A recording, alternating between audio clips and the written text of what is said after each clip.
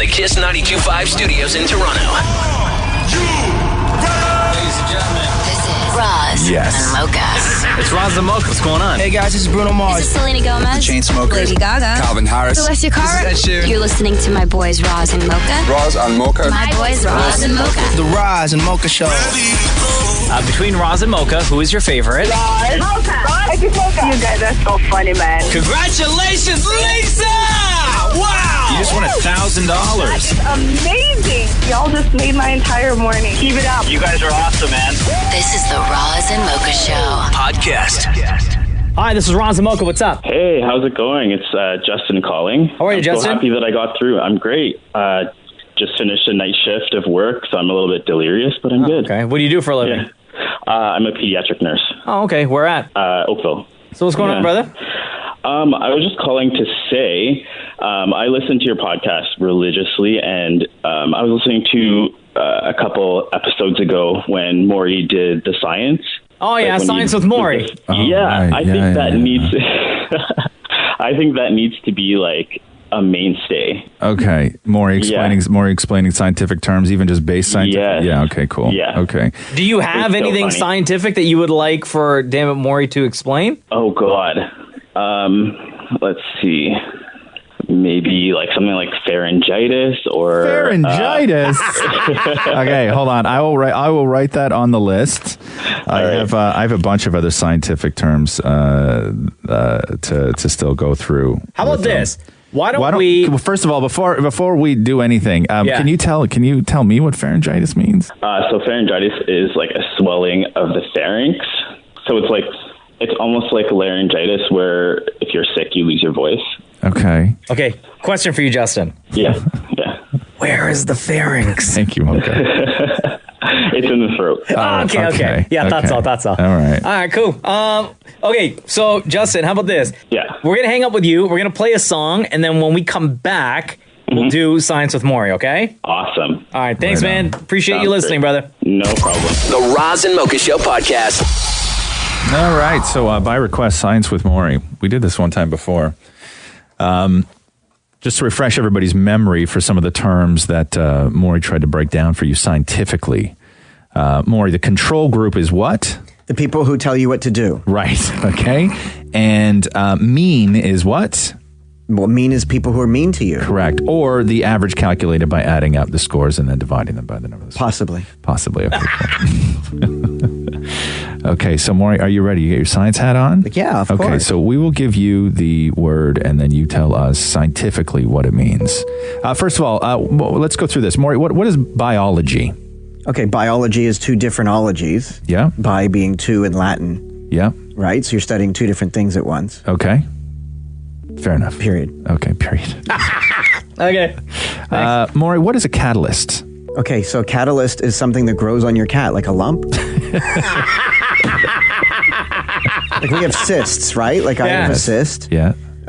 Catalyst is It's a a cat cyst. A cat cyst. All right. Very good. Not correct at all. Gestation. Maurie, what does gestation refer to? Gestation. Oh, isn't it on the subway?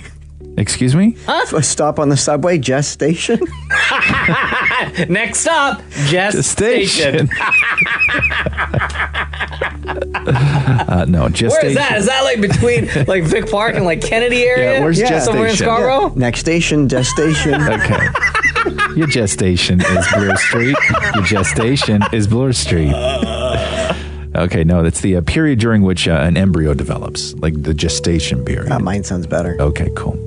Maurie, what's an embryo? Maurie, what is formication? Formication, isn't it when you have sex? No, it is not. That's fornication. Formication with an M. Formication. Yes. Oh, okay. So you're forming something, like you're putting something together, you're forming it. Like a vacation?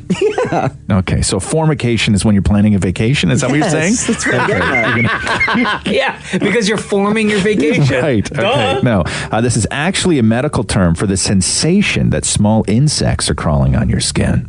Oh, wow. No. Yeah. Maurie, what is a galactic bulge? Oh,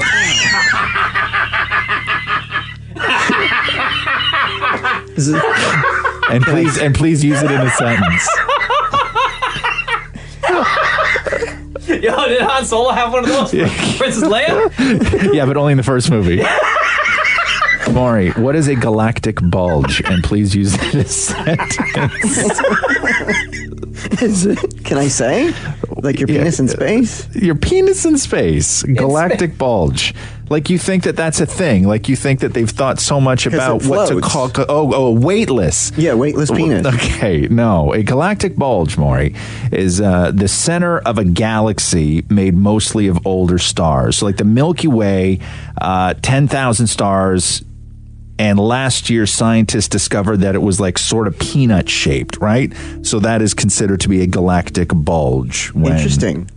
A galaxy is mine was more peanut fun. shaped. Maury, what is angina? Okay, angina. Okay, Yeah. so it's like, can I say? Yeah, I'm going to save you, Maury. Okay, it's chest pains. Next. No, don't say anything else, Maury. I thought it was your No. Next. No. What's next on my list? Oh, God. Okay, Maury, we'll end off with, I can't do that one. Okay, bile. Maury, what's bile? Bile? Yeah. Bile. Yeah. Okay, so it's like bile is, again, two piles. Right. Two piles of what? If anything you want. If you have two piles next to each other, it's bile. It's a bile. Yeah. Okay, as opposed to just two piles. Yeah, no, because this is the scientific term. Right. Bi being two. Have you ever heard that said like somebody spit up bile? Have you ever heard that term? You ever heard somebody that's talk vile. about that? That's vile. Yes, it would be vile. Okay, and then finally on my list, Maury, what's a piloerection? It's many people on top. No, it's not. It's not. It's not. It has nothing to do with stacked people. No, you've never heard this before? Piloerection, goosebumps. Oh. That's what they're called. Oh, I've heard it differently. No, you haven't, because I'm telling you right now. It's on a pile of dudes? No, it's not. It's goosebumps. That's a technical term for goosebumps. It's piloerection. And thinking of that is giving me goosebumps. Maury. Hey! No, stop it. One more. No. All right, Maury. What's a nucleus? Okay, nucleus is a brand nucleus. Man, okay, you're done. You're done. The Roz and Mocha Show podcast. I got in an Uber yesterday, and All by yourself? yeah, thanks. Jackass. I called and everything, and it was a great driver because, as you know, I think you should be ticketed as a person who picks up passengers for living in your car when I'm standing on the sidewalk, and if you see me and you're my driver, and when you pull up to me, when you stop with the front of your car at me and not the back door where I'm going to be getting in, you should be ticketed for that. Right. You think you should be illegal? Yeah, it should be illegal. Like if you're picking somebody up and you see them on the street and you pull up, stop the car where my body lines up with the back door. Like a limo driver. Like a limo driver. Yeah. Not the front of the car where then I have to walk 4 feet. Right? If you're picking somebody up, it makes perfect sense. I don't understand. And you're making eye contact with the guy, and I'm waving, and I'm like, "Hey, it's me." And he's like, "I got you." You see the Uber sign, and then they stop the car where the front bumper is where I'm standing, and then I look at them, and I'm like, "Okay, so we're doing this then." And then I got to So you walk. have to waste your time. I got to waste my and time. Take 4 steps to the left. Thank you. And you've seen the shoes I wear. Yeah. Okay. The less walking, the better. So. Fancy. So anyway, this driver yesterday I had was just brilliant. Yeah. And so 5 stars? 5 stars, baby. And so he stops at the back door right at me. And every now and then when you take Uber, you get the notification that they've upgraded you to Uber Select at no extra charge because it's What's just Uber Select? It's just a fancier car, leather Oh, okay. seats. Gotcha. And then so I'm Bottle good. of water, pack of gum in the back? Yeah, sure, why not? Nice. And then so I get in the car and we're plowing down the DVP, windows open because I don't like the air conditioning on in the car. So windows open, and then we get onto the Gardner and it's just completely stopped. Yeah. And As it always is. Yeah, and so there's no more wind coming in the window. Okay. And I start to get real hot. And I had said yesterday, I started sweating at some point last Sunday, and I haven't stopped sweating since, right? I've just been hot for a week. Humidity gets right? you. It just gets in me now. Yeah. I'm malaria. And then so I'm in the back seat of this car, and we're stopped in traffic, and it seems unusually hot because there's still a tiny little breeze coming through the window. But the inside of the car is just insanely hot. And then I look to my right and I realize that I've never wanted to pulverize another human being as much as I wanted to pulverize who was ever in this Uber right before I was. Why? Because what they did before they left, and I can only assume it was to troll somebody, was before they got out of the back seat, because it was an Uber Select, so it's a fancy car, they clicked the seat warmer button all the way over to high. Yeah, they totally did that on purpose. Right? They totally did that on purpose. So I'm sitting in a car with leather seats, and it's 40 degrees outside yesterday, and I'm sitting on a fully heated seat, and I start to realize that my stomach is very upset. Oh, no! And I don't know if there's a good way, but it's not upset in the good way, if you know what I mean. Oh, no, and you're stuck on that Gardner. And I'm stuck in traffic with on the no Gardner. exits anywhere near you and zero shoulder. Thank you. And oh, no. And I know that because we've done stories on this before, I know the Uber fine for throwing up in somebody's car is $140. Yeah. I don't know what the fine is. For something else happening? For something else happening in your body. Something else coming out of your body? I can only imagine it's more than $140. Oh, no. So it's 40 degrees outside and your butt's probably like 80 degrees. My insides are boiling. Like everything in me, imagine this, everything in me that is usually as solid is now melting. Oh, no. That's so okay? gross. And I'm That's still so and I'm gross. still like 35 minutes away from home. Oh, no. At this point. So whoever did that yesterday, I will find you. I will find you. And when I do, it's not going to be good. The Roz and Mocha Show podcast. Hey, damn it, Maurie, come on in here for a second. So, it's hot. We all know that. And damn it, Maurie's dad, Frank, has a pool at the house. Yeah. Maurie's been over there swimming with his little brothers, everything else. Damn it, Maurie's dad, they will go away on weekends often. Okay. So Maurie thought, hey, Dad, when you guys are away, wouldn't it be cool if I could just go to the house and use the pool while you're gone? Oh. Cool down, have a dip. Yeah, why not? Who cares? They're not using it. Thank you. But this comes down to trust, right, Maurie? 100%. And in anybody else's world, this is just a slam dunk. Hey, you gone this weekend? Cool, Dad, I'm just going to come over and use the pool. But not in the world of Maurie and his dad. But it's your own Frank. kids. No. Like you birthed me. Right. Okay. So not in that world. Oh, man. So the question then becomes, who do you trust and who do you not trust in your life? Yo, if you can't even trust your own kids, Okay. Who do you trust and who who's do you also not a trust? 40-year-old man? Right. Yo, in your diss. life. That's a diss. Okay, who do you trust and who do you not trust with certain things in your life? And we want you guys to be a part of this too when you're listening. We'll play the phone call when Maurie called his dad, Frank, to pitch this idea to him of using the pool while he's gone. Okay, so take a listen to this. Give us a call. Let us know what you think. One, let us know if you think that Maurie should be allowed to use the pool when his dad's gone. And two, let us know what you think the answer will ultimately be. So here's the conversation. Hello, Daddy. How are you? Hi. Okay, so I have a question for you because it's been racking my brain with this. You know how it's like super hot outside? How is it that I don't have a key to your house so I can go and enjoy your pool? Oh, no. Hello? Again, the pool is just sitting there. Well, of course the pool's sitting there. What do you think? I have like a little inflatable little thing that I hook up on the back of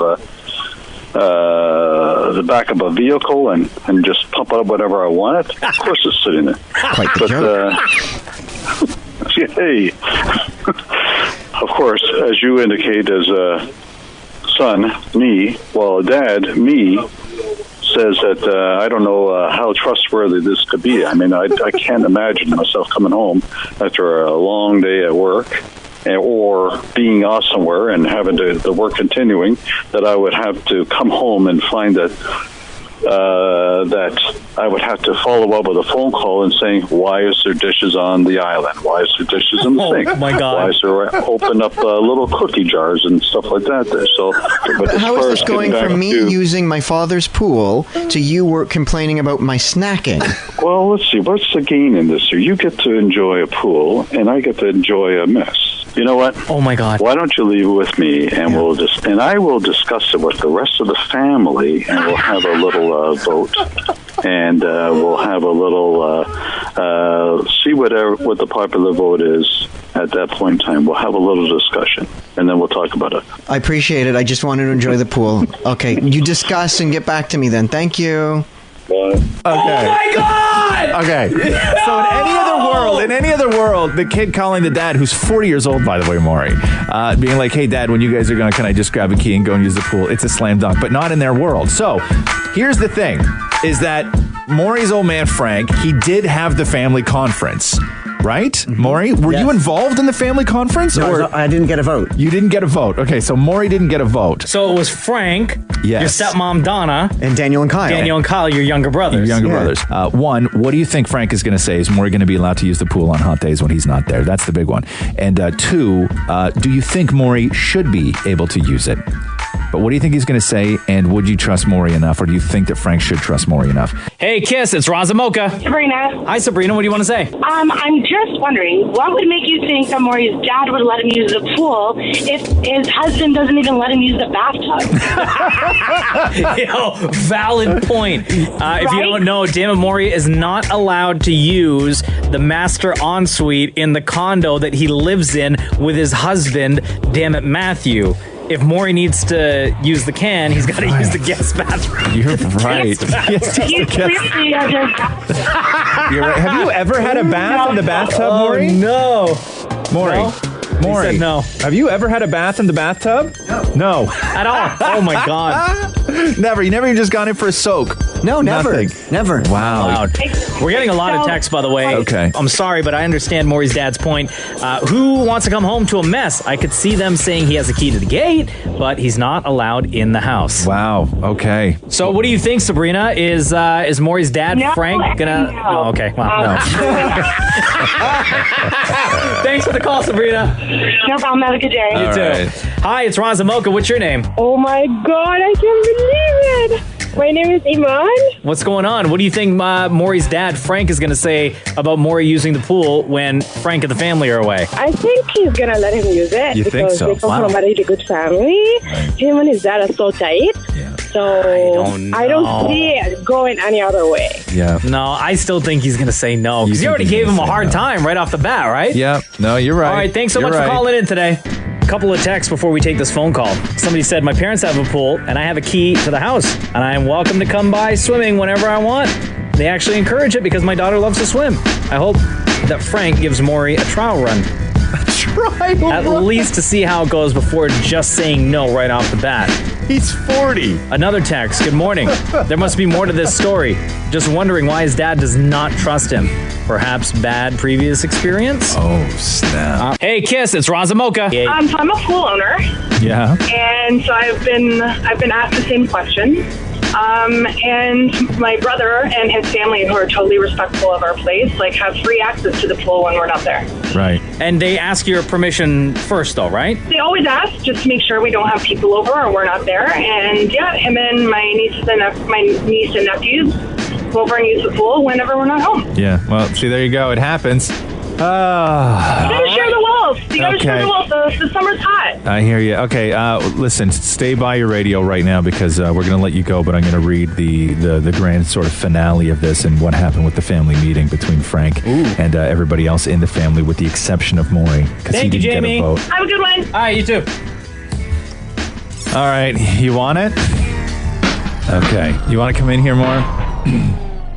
Okay, so here's the text conversation, the resolution to this. Okay. Maury wrote his dad, "Hey Dad, wanted to circle back on the pool access, smiley face." Maury's dad, Frank, wrote, "Maury, we have had a family meeting and feel it best that you enjoy our pool as a family. This way, we can also monitor the snacks and mess accumulated and work as a team to clean up. Dad. Oh! Yo, you can't even use your own dad's pool! Oh, no! Oh, man, that ain't right, How do you feel about that quickly? Quickly, I'm gonna have to learn how to climb fences. Oh, no! The Roz and Mocha Show podcast. Air Transat Option Plus. I'm flying Option Plus on Saturday. Are you really with Air Transat? Yes. Nice. More than 60 destinations to choose from down south, Europe, Canada, and the U.S. So, Roz, let's talk about your Option Plus. Okay, so a couple of things with Option Plus. Pre-boarding, which is amazing, especially if you're traveling with a kid. Priority baggage on the other end, which again, after a long flight with a kid, when you're going on vacation, is a massive priority. There's a priority check-in counter when you get to the airport. Little larger seats, you get that wicked meal, the Daniel Vizina menu. It's incredible. Hello, what about the additional piece of luggage for you to bring? That's right. You can fit more tight pants in there. I know. See, I'm going to Mexico. It's 40 degrees. More Speedos then. More Speedos. That's all I'm going to do. I'm going to use that entire extra bag for more Speedos. Enhance your Air Transat flight with Option Plus. Learn more at airtransat.com. Hey, you want to take a phone call? Yeah. All right. Hi, Roz and Mocha, what's up? It's my birthday today. Yo, happy birthday. What's your name? It's Colton. Colton, how old are you today? 20. Boy Colton or girl Colton? Boy, yeah. Oh, okay. What do you got going on for your birthday? I'm working. Oh, what do you do? What does a I work at 20-year-old do? McDonald's. It's kind of, I'm 20, so I work at McDonald's. Yeah. But it's Okay. fine. Hey, let me ask you a question, Colton, about McDonald's. Yeah. Because I love the McDonald's breakfast, right? And the one up in my neighborhood in Woodbridge, we went the other day. It was like 11:30 in the morning, and you know how they have all-day breakfast? Yeah. Yeah. So there was one breakfast item that we were told they don't serve past 11 a.m., but all the other breakfast items they do. Excuse me? Yeah. And it's the burrito The burritos, that yeah. has the egg, and you can get like sausage or bacon, and it's got cheese and hash browns in it. That's the best one. Yeah, that's my favorite. I know. So why can I know. not get that past like 11:30? It's all because of like what we put in it. Because with the eggs and like the hash brown and stuff, we make that all separately. But with the burritos, we make it all at once, and it just takes extra time to make it after like 11:30. Because by the time it's 11:30, we're already making lunch, so we don't have that time to make. Well, then don't advertise all-day breakfast if I can't get my breakfast burrito at like 2 o'clock in the afternoon if I want it. Yeah, that's all-day breakfast asterisk, right? With the exception of. Yes. I don't know, Colton. I don't know if I can wish you a happy birthday now. You know what? I mean, Roz is my favorite, so it's like. Oh, it's I'm fine. definitely not wishing you a happy birthday now. Me and Roz had this conversation way back when I was high, and it's great. And Hey, 20 years old, no responsibility, nobody trusts you. So, Colton, now that you're 20 years old, what are you doing to celebrate? Probably going to smoke a ton of weed, right? I order my stuff online, and it's not coming until tomorrow. Oh. Wait, what do you mean you ordered your stuff online? What stuff? I ordered my stuff online because I have like 4 mental illnesses, so it's hard for me to go out and like order weed and stuff. Wait, so I just rather order it. stop, Colton. What the hell is happening on your phone right now, Roz? I'm watching cat videos. Listen to this little guy. Look at it. Sorry, Colton. I'm so bored of this conversation, dude. Wow, Colton. And Roz listen. is your favorite. Oh, but look at how cute this cat is. Okay. It's fine though, because I have a Honestly. cat, so I Colton, get just it. stop for a second. Listen how cute this little baby kitten is. Right? So much more important than Colton's stupid birthday. Hey, Colton. Yeah. Listen, bro. Listen, this is your birthday present. Listen to this cute little kitty. Okay. Listen. So dumb. All right, happy birthday, Colton. That's from me to you. Wow, what I'm just reconsidering my entire Come life. on, bro. Show right now. No. Thank you, Colton. Have a wonderful birthday. Thank you. Right on, Holmes, later. The Roz and Mocha Show podcast. There's a thread on Reddit that took off with comments. And parents listening right now, you may have a story. And as we mentioned, if you don't have kids, you may remember saying something back in the day to your folks. The title of the thread is, "What's something your kids do without realizing it hurts your feelings?" And some of the comments on this thread, this is from a dad. When my daughter gets a night terror at night, she will tell me, crying, that she wished I died instead of mommy. She hasn't done it for a couple of months now, but it hurts more than I can bear it. I calm her down, get her back to sleep, and usually go back to my room and cry.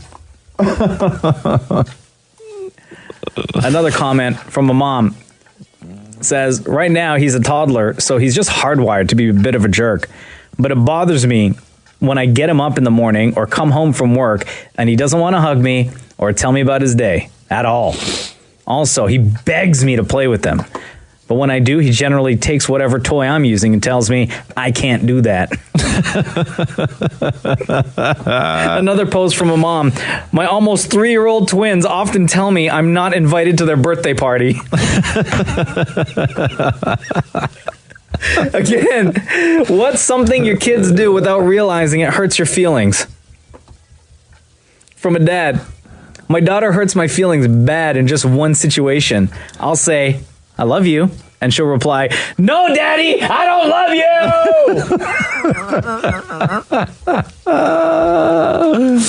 And I'm going to leave you with this one final. This one actually broke my heart, dude. Yeah. This is from a mom. My 12-year-old son basically ignores me as much as he can. It's puberty and it's all normal, but a year ago, I was still his favorite person, and now it's all about his friends, girls, and video games. And I'm the uncoolest person on the planet, apparently. I made him go for a walk with me and the dog the other day, just to try to have some conversation. And he said, why do you make me do things that make me unhappy? To which I responded, spending time with me makes you unhappy? And he said, yes. I told him he could turn around and go back home. He did. I cried the whole way to the dog park. Oh my God. What's something your kids do without realizing it hurts your feelings? Hey, Kiss, it's Roz Mocha. Go ahead. So I have a 3-year-old and I work nights straight. So he was on this tantrum one day where he's like, Mom. And I'm like, hey, listen, I'm dad for the next little bit. Stop saying Mom. Because he had nothing he wanted to say. He was just pushing my button on Mom. And I said, listen, I'm dad. He goes, no, you're not. My dad goes to work. You sleep all day. Oh my God. He's 3. Oh no. Yeah. Yeah, kids, I was like, kids know. Flip, man, really? Oh, yeah, that stings. That stings bad. Thanks for the call. Yeah, no problem. Take Bye. care. Later. Hi, it's Roz Mocha. What's your name? My name is Trisha. All right, Trisha, what's something your kids do without realizing it hurts your feelings? Now, do you have kids, or are you calling to tell us something that you maybe said to your parents back in the day? No, I have kids. I have 2. How old? 9 and 4. Okay, go for it. We were walking home one day from school, and I was winking at my daughter to play a joke on her little brother, and she asked me what I was doing, and I said, I'm winking at you, and she said, don't do that. You look like a constipated donkey. Wow.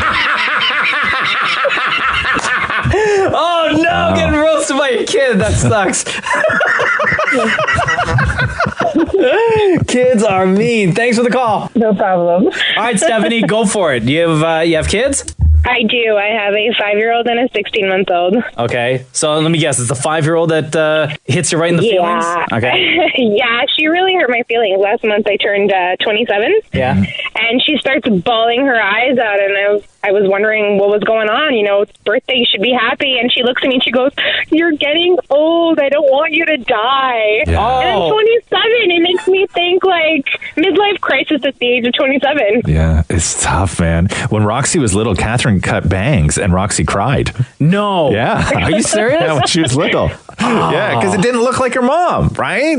It's tough, man. You got to be thick skinned when you got a kid. Oh, man. Stephanie, thanks so much for sharing your story. No problem. Have a good one. You too. Here we go. The Roz and Mocha Show podcast. Yo, did you see this story where somebody was in the back of an Uber in New York and they were driving and the driver sort of slowed down a little bit, and then the person in the car, the passenger, heard his belt being undone, and then he peed in a water bottle while they were driving. Who, the driver? The driver. What? Hold on. So what's this that you have here? That's this. So the girl in the back seat who was the passenger. Yeah. Took out her phone and started filming when the guy was peeing. And you gotta go. Wait, what are you doing? I make pick, move. No, I drive now 1 hour and a half. I mean, that don't got nothing to do with me. You could have went to the bathroom, bro. You can go to the bathroom, like. Where? Tell me where. What time? Outside, bro. You a man. You serious right now? Like. Oh, right? No. So, and there's no... He won't be driving for Uber much longer. He's not driving for Uber now. Uber released a statement saying that he's banned from the platform. Yeah, of course. Saying this is completely inappropriate and a clear violation of our community. I don't even throw that word in there. Community guidelines. This community does not pee in bottles while we drive, okay? The driver's access to the app has been removed. So what she said to the New York Post was, I had my headphones on and I was just trying to chill and unwind, and then I noticed that he stopped moving. Then I see him unbuckling his pants and hear the pee hit the bottom of the bottle. And that's not the first time he's done it either. No! Right? Because I'm trying to think, if I'm sitting in the car. Do you want me to tell you how to do it? Because I've done it many times. No, you haven't. Peed in a bottle in the car? Many times. It drives Catherine crazy. Hold on. Okay. If let me get my cup here. But I'd have never done it while driving. Okay, so if I'm sitting, right? Yeah. Okay, you want me to run you through how to pee in a bottle in the car? Because usually, you have to almost lean forward a little bit and put your hips. I'll tell you two different ways here. One way is a passenger, one way is the driver. The way is the driver is very difficult. The way of the passenger is so sit normally. Yes. I can't believe I'm going to tell you how to pee in a bottle in a car. Also, Gatorade bottles are the best because the opening is wider. And they hold a lot. You can get need a wide bottle. You can get a lot of liquid in a Gatorade bottle. Shout out to Gatorade. Top up those electrolytes and have a bathroom. Okay, so here's what you like. The way to do it, and like I said, I've done this in the car with Catherine, and she's horrified when it happens. Now, when I have to pee, she just pulls over the side of the road. Yeah. But okay, so what you do is you don't try and lean forward. Okay. Okay. You lean to the side. So almost like in a spooning position in the seat. Yeah. Right. That's how you do it. How are your legs? What's that? Together. Yeah, together. Oh. Really? Yeah, sort of together, and then you place the bottle so it's not like just on its side kind of thing. Yeah. So that's how you do it, and then you fill her up, and then you get a cap. I had to pee on the side of the QEW last week. I had to make Catherine pull over on the QEW. Yeah. So here's the problem. In front of all that traffic. Well, because here's the move though, is that I had to pee. I always have to pee. I always have to pee. You know me. If I am at home and I don't have to pee, but I walk past the bathroom, I will just go in and sit for a minute because I know and it's not going to be that long until I have to pee. Yeah. Right. Like I'll anticipate having to pee, and I'm here anyway, so I might as well just take care of it. So here's how you pee on the highway: is that I was the passenger, so Catherine pulled over. Yeah. And then I got out my side, the passenger side. Yeah. I walked around to the driver's side, okay, to where Catherine was. And I opened the door. Her door? Her door, okay. On the QEW? Yeah, on the side of the QEW. So I opened her door. But aren't you facing traffic then? Yeah, but I opened the door, and then I stand in between the door and Catherine in that little V shape that the side of the car and the door makes. Yeah. So oncoming traffic can't see me. Right? Because I'm protected by the door. It looks like you're peeing in the car. No, it doesn't look like I'm peeing in the car because I always put my hand on the top and make like I'm adjusting the antenna. Like I put my hand on the antenna on the top of the car and I start twirling my fingers so people think that I pulled over because the radio antenna wasn't working. And meanwhile, I'm just peeing and Catherine's looking the other way, even though she is right beside me with no door separating us. That is so weird. So that is how you pee on the highway. That is so weird. You call me right now or hit me up on Twitter and you name a situation and I will tell you how to creatively pee in it.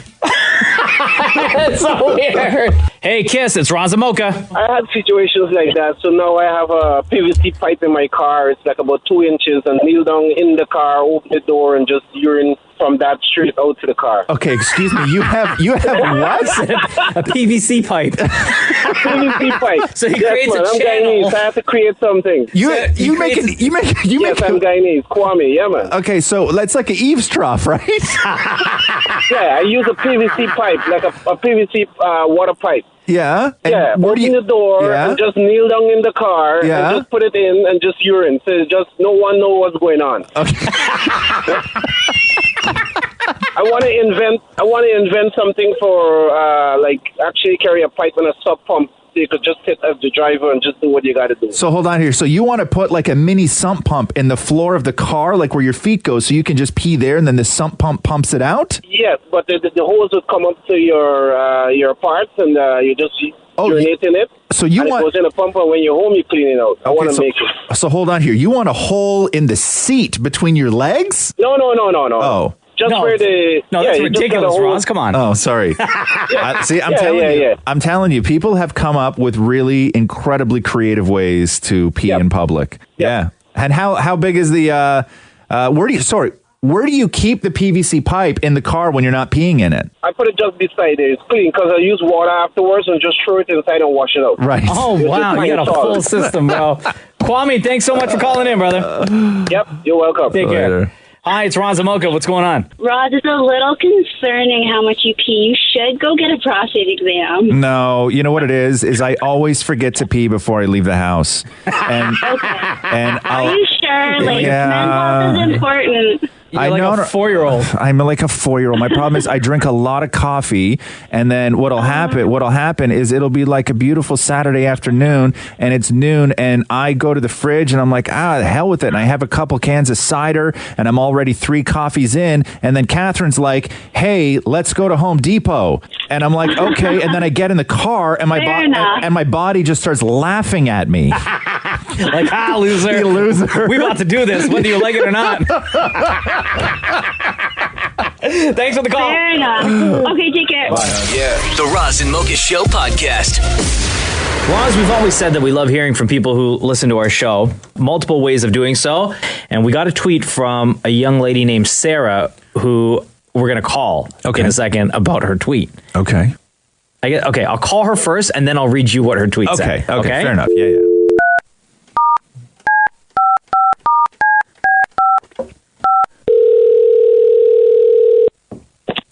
Hello? Hi, Sarah. It's Mocha. Oh my goodness, hello. Hi. Okay, sorry. It's Roz and Mocha. So, Oh, Sarah, my I didn't read your tweet just yet to Roz, so I'm going to read it right now, okay? Okay. Because Roz, I know how much you love getting tweets like this. Oh no. And information like this. Oh no. So Sarah tweeted this morning and said, I've been listening to the Roz and Mocha Show since I was 11, and now I'm 21. Oh, shut up. And they're still the best. I swear to God, I'm not lying.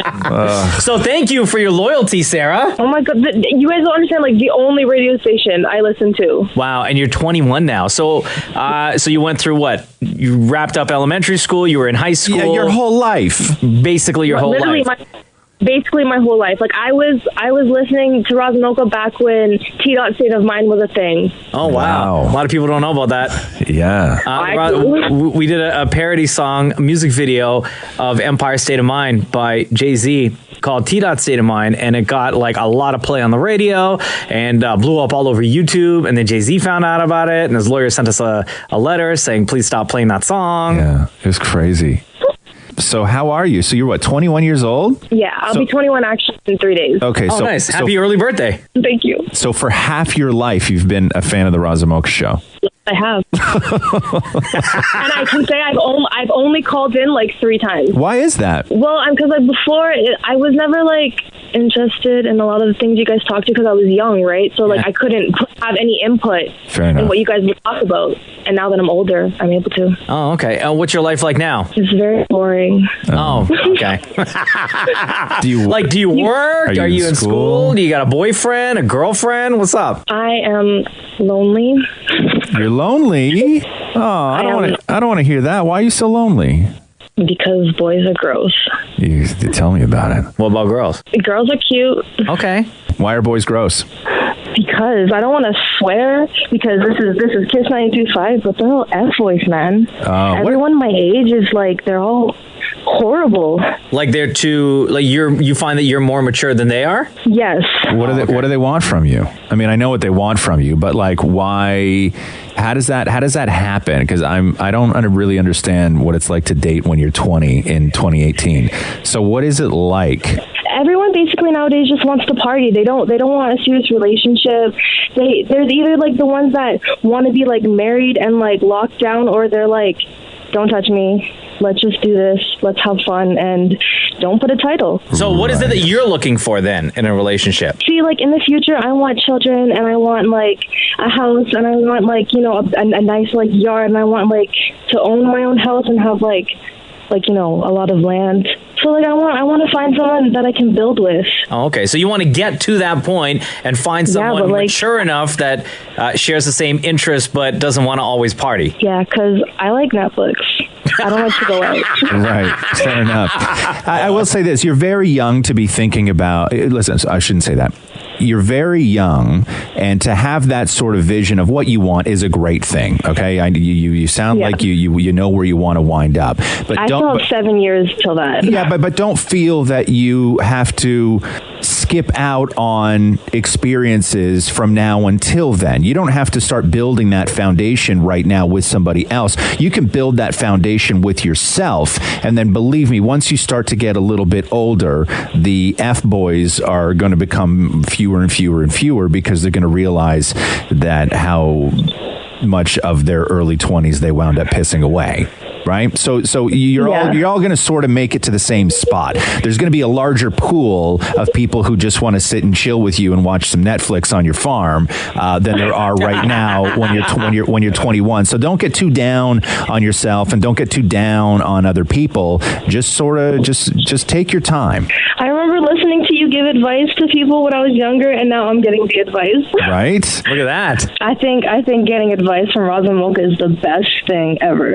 See, there you go. You guys just made my whole week. You guys just made my birthday. Like, you don't even understand. Wow, Sarah, that means so much. Honestly, thank you for listening. Thank you for tweeting. It's been almost 9 years that the Roz Mocha Show has been on the radio, and we appreciate every single year that you've been listening. I really appreciate you guys. Have a great day, Sarah. You too. The Roz and Mocha Show podcast. Hey, before we get to anything else, have you noticed Maurie's beard? Yeah. Yeah, he's growing. Come in here. He had to grow it. Remember we said that after he did that episode of Private Eyes, somebody offered him a part on Murdoch Mysteries with Yannick Bisson. Yeah. And so they told Maurie that he needed to have some growth. No. So he's been growing out his beard. I'm a man now. So this is on purpose. This is on purpose. This is show business beard. Wow. I'm growing this for my part, Mocha. And how does Matthew feel about it? He finds it sexy. Does he? He really does. So why don't you not grow a beard like all the time? Well, this is the thing. So I have some beard questions. Okay. Like I find it very dry and itchy. What do you guys do? You both have beards. You guys are beard experts. What do you do to not have an itchy beard? I just say my whole thing is that there's a point that it stops being itchy once you grow it out. And then after you get to that point, you can trim it up nice and it really doesn't get itchy anymore. No, I moisturize every day. Do you? Yeah, I wash my face every day. Wow. Like with face wash and everything. And usually for my beard, I'll use a beard oil or a beard balm. I always switch it up. Really? Yeah, and it keeps the beard nice and soft. You have to get through that pain first. You gotta get. I don't understand what pain you're talking about. Like the pain, my beard hurts. It hurts so much. When I started growing a beard, I didn't get no pain. Especially like, what pain? In the heat, in the describe what the feeling is. Describe what the pain is. Like I could just be lying on the couch, and all of a sudden my beard wants me to know it's there, and it's just like like it's just so bristly. Yeah. And I have like a beard lube at home, and Matthew won't put it on for me. Use it yourself. Just put a couple of dabs in your hand and you just rub it in like this. No, that's a partner thing. Explain the process of lubing your beard to Maurie for me, Mocha. Honestly, I just take a couple of drops, like maybe 4 drops. Yeah. Palm of my hand, rub it together, and then I just downward strokes on my beard, on the face, and on the chin, and on the neck, like that. But I wanted Matthew to do it because I find the sensation of other people's hands cool. Right. Not it. No. Dude!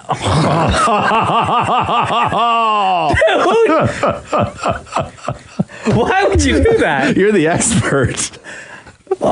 So I brought my beard lube in. Oh my God! No, you guys, listen. You guys freaking set me up. You're the expert. No, you guys just explained set how to me do up. it. I know. Listen, no, you guys talked about this beforehand, and you knew that I would tell you what my routine is. And Roz, you knew you were going to say didn't. not in, No, so I would didn't. have to rub the. No. So Matthew, so can you lube my beard? I didn't. You were so precise in your description of how to lube a beard. I know. That I could never. I need to learn too. So please show me. You guys. Show me while you lube up Maurie.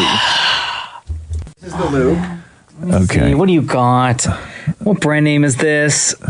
This is the beard serum. Yeah. Conditioning oil blend that keeps the beard soft, shiny, and smooth. Okay. 3 things I love. Right. Okay.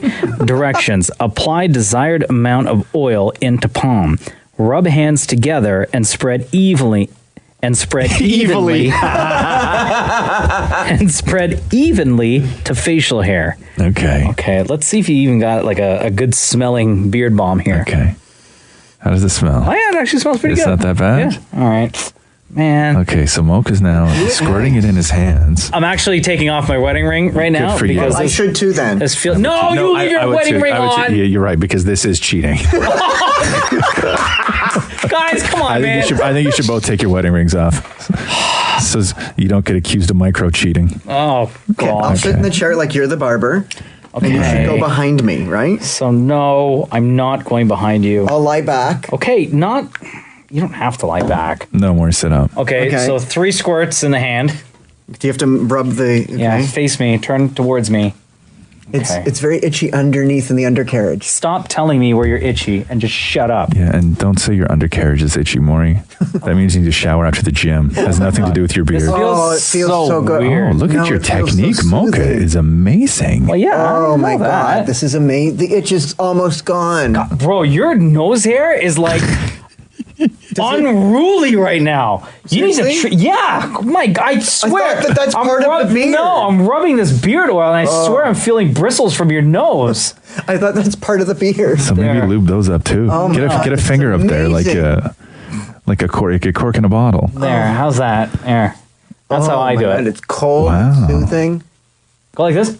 Oh, wow, look at you, Mocha. There. You know exactly what you're doing. Did you ever? You got like the barber technique. Like your handwork is impressive. Oh, I know, man. Listen, don't mess with me. That was amazing. Now, what are you gonna do about those nose hairs, Maurie? I guess I have to trim them. Not it. The Roz and Mocha Show podcast. Did you hear that dog that whines like Britney Spears?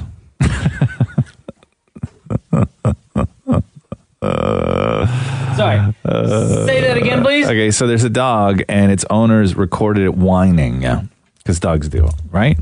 Yeah. And so you have 2 clips there. One is just the dog solo, and then one is the dog remixed in with Britney Spears' Toxic. But play the one where the dog is solo, and tell me that this does not sound like the riff from Toxic.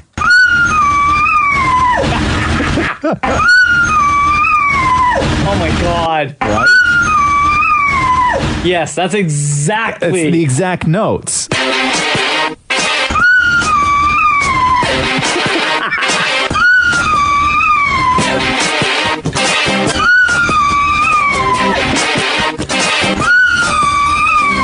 Okay, come on. Come on. What are the odds, dude? What are the odds of that happening? I love that. Like, is it the first time you think that the dog made that noise? Well, why are it's just so odd to me that you're recording like right at that one time that your dog sings Britney Spears? Or are you just recording your dog all the time? Because there's no way the dog hits the same notes every time he's got to pee. There's no way. I think that the person that recorded this just so happens to record their dog like all the time. All the time? And Yeah, it has to at be. that moment caught this noise. It has to be. Like, do you just sit there and record everything your dog does, hoping that he just does something weird? Just something dumb? No, yeah, like not at all. I watch a lot of cat videos. Sure. Right? But cats do dumb stuff all the time. But I don't sit there with my phone and just record for 24 hours a day. Like my cats do dumb stuff all the time that I wish I had recorded. Yeah. I would be able to contribute to some of my... Well, this is clearly somebody who's got a lot of time on their hands in order to be recording long enough that they get, a less than 2-second clip of their dog making a sound like from the Britney Spears Toxic song. It's like when somebody records their kid falling backwards off a swing, right? So you're sitting there and you're recording your kid falling backwards off a swing, but we still in the video see the kid hit the ground, but I can see 10 seconds before that the kid's going to fall off the swing. That is when you need to stop recording. And go save your kid. And go save your kid. The Roz and Mocha Show podcast. Hi, Roz and Mocha. Who's this? Haley. What up, Haley? I wanted to let you guys know I had a nightmare last night. I don't know if it was I'd say more of a nightmare more than a dream. Maurie was in your nightmare. Maurie was in my nightmare. And we all know how much Roz loves talking about people's dreams. Yeah, they're only interesting to you, hon. Haley, so what happened? What do you remember from your nightmare with Maurie? Was Roz and I in it at all or no? Here's the thing. I don't know where I was, what I was doing, but all I know is that I was really, really, really excited because I was going to, hang out with Maurie. Yeah. And, when I woke up, I'm like, no, what? Why would I ever want to do that? In my defense, Roz, sorry, I love Mocha. Okay, this is my nightmare right now. She loves me. God. She's dreaming about Maurie. So what happened in the dream? What do you remember specifically about your dream with Dan and Maurie? I don't know. I don't know if it was a stage or a party or something, but I got a call and I was like, yeah, you guys are going to hang out with Maurie. And I'm like, no. I don't want to do that. Oh, you didn't want to hang out with Maurie? No. Oh, this is getting interesting now. I'm sorry, Maurie. I just wanted to hang out with Mocha. Okay, FYI, I'm assuming right now that when you called in and Maurie screened the call, the only information that you gave him was that you had a dream where you were going to get to hang out with Maurie, and you neglected to tell him the part that you didn't want to do that. Didn't want to. So Maurie's in your dream, and you're going to hang out with him at some sort of party. Come on in here, Maurie. Sure. That was it. I woke up and that was it. So you had no details of the party? So how was it a nightmare then? Just because I was there? Yeah, because you didn't want to hang out with you. I just didn't want to hang out with you. So was the nightmare... I was not happy. I was just not happy. Was the nightmare part of your nightmare the fact that you would potentially have to spend time alone with Maurie? Yeah. Wow. So why did you call me in here? So you could hear Haley's words crystal clear. See, this is what you fellas get when you want to start talking to people about their stupid ass dreams. Right? Thanks, Haley. Love you. Love you too. This is the Roz and Mocha Show podcast. So the newest scam is what? Vomit fraud. What? Let me explain this to you. That sounds disgusting. Okay. Vomit? You said vomit, right? Yeah, vomit fraud. That's good. Okay. How the vomit fraud swindle works is you get in an Uber, you take your Uber, you go from A to B, you get out of your Uber. Yes. Then the Uber driver charges you the $150 penalty for throwing up in his car, even though you didn't throw up in his car. And people are reporting that they even have like pictures of vomit in somebody's car that they then send to their bosses at Uber or whatever it is. And say that this last ride that I had, the person threw up in the car. Yeah. But then you can fight it, but I don't know how successful you're going to be or how long it takes. And how do you prove that you didn't throw up in the back of somebody's car? How do you prove that? Easy. Timestamp on all those photos. A lot of those photos on my phone, if I take a picture right now, it will show the time that I took that picture. So let's say, for example, if I really wanted to investigate, I can look at the metadata on that photo and see when it was taken, the actual date. Right. So that's how I would fight it, at least. Can you do that? How do you fight? Of course. On an iPhone photo? What if I take a photo with something else, another camera, a vomit, and then I send it to my phone and I save it? Then, oh boy, yeah. Then that's different. How does that work? I don't know how that works. I mean, again, on a digital camera, it records all that information, the date, the time. But you can. But once you transfer it, send it to yourself, to your phone, that I don't know. Actually, let me see.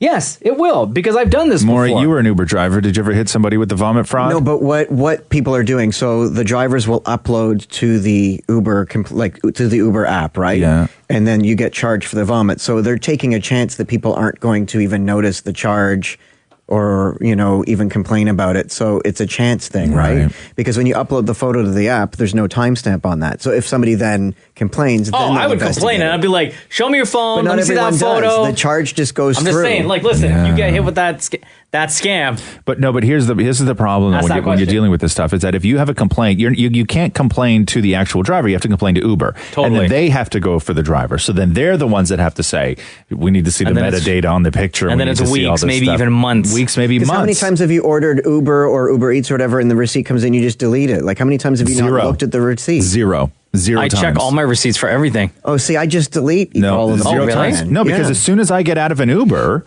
and I close the door, my phone vibrates and my receipt hits my email. Yeah, and I don't even look at it. I just hit swipe to delete. Look at this. Maury, come look at my email. You don't look at the information? I don't. I just assume it's right. I really should start looking. Here, look. I just did a search in my inbox for Uber. Look. Every single receipt. Every single receipt. Never delete one of them. There's an Uber receipt for every day of the year. In mine? Yeah. There's 3 Uber receipts for every day of the year. That's a lot of Uber. The Roz and Mocha Show podcast. This is great news for you, Maury. You want to come in here more, my love? Let me read you this headline, Mocha.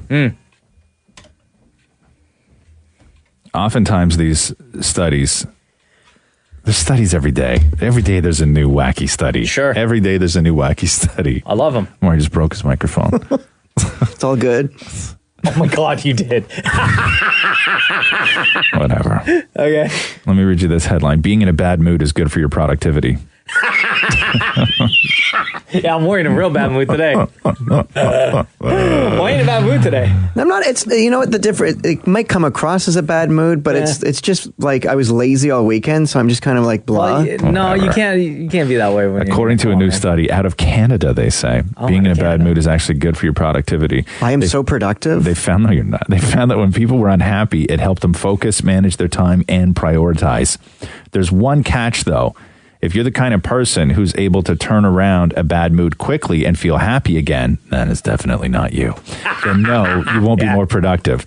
The only benefit for people are the people who just sit and stew in their bad mood for long periods of time. Oh my God, dude! Did somebody call your house and say, "Hey, can we conduct a study with you this weekend?" But I hang up on those people. Did you get one? Because it really sounds like they did. This is you exactly. This study. Maury, are you pissed off today because somebody called you about this over the weekend? Is that what happened? I don't know. It's so interesting with bad moods. Like I find that if you're in a bad mood, just in general, then maybe I could understand this. But oftentimes when somebody's in a bad mood about something specific, I tend to really focus in on that thing that I'm in a bad mood about, almost to the point of obsession, where I'm so distracted that I'm actually incapable of being productive. Like if I'm obsessed about something that's driving me nuts and it puts me in a terrible mood, I don't know how productive I am in those moments. Where for me, like if I go home and I'm in a crappy mood, I go to sleep. Because I just figure I sleep it off because then I wake up and I'd rather the day be done. Right, but let me ask you this. How could you possibly go home in a crappy mood? You have the greatest job in the world. You got a husband. You got a condo downtown. You got a 35-year mortgage, but you got a condo. It's true. You got all that time to pay it off. You got all that time to pay it off. We just bought a $2,000 rod for curtains. Yeah, you just bought a $2,000 curtain rod. Like you're living the life, man. Yes, by the way, he bought a $2,000 curtain rod It's for in the a box condo. until we can afford the curtains. Right. Wow. Right next to the television bracket because From 4 years ago. 4 years ago because you haven't bought the TV yet. But why are you going home in such a terrible mood? Look, you know what? Like, it's funny. Like, I get asked if I'm in It's a not bad really mood. Somebody funny, says, like, why are you in a bad... And sometimes one little thing can set you off and you don't even know what it was. But I always find that for me, if I go home and I lie down That's or I not go what to we're sleep... asking. We're not asking how you combat the bad mood. We're asking you, why are you constantly going home in such a bad mood? Yeah, and I'm deflecting to talk about sleep. Exactly, which we've talked about sleep a million times. But why are you going home in such a bad mood? You have the best life in the world, It could be man. one thing that was said that sets you off, and you're What's like, the I don't one even thing today, remember. then, that No, you're but gonna go home in a I'm bad legit mood? not in. I was just lazy all weekend, so I'm just like blah. No, why are you But you going? can't- Why are you going? So you constantly are going home in a bad mood. No, I'm not constantly. That's what you said. No, I never said that. Yeah, you did. Why are you going home in such a bad mood all the time? I'm Were you not in a all the bad- time. Did you go All the home in a bad time. mood on Friday? Why am I being interrogated? Did you go home in a bad mood on Friday? Because Yes. you were in a bad Yes, mood you on did. Friday. Yeah, I did. You were in a here. terrible mood on Friday. Yeah, you were upset on Friday. We It knew. started great. Yeah. No, it didn't.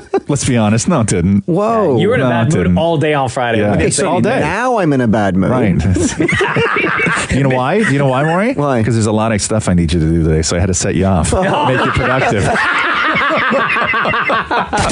The Roz and Mocha Show podcast. So as we had said, welcome back, by the way.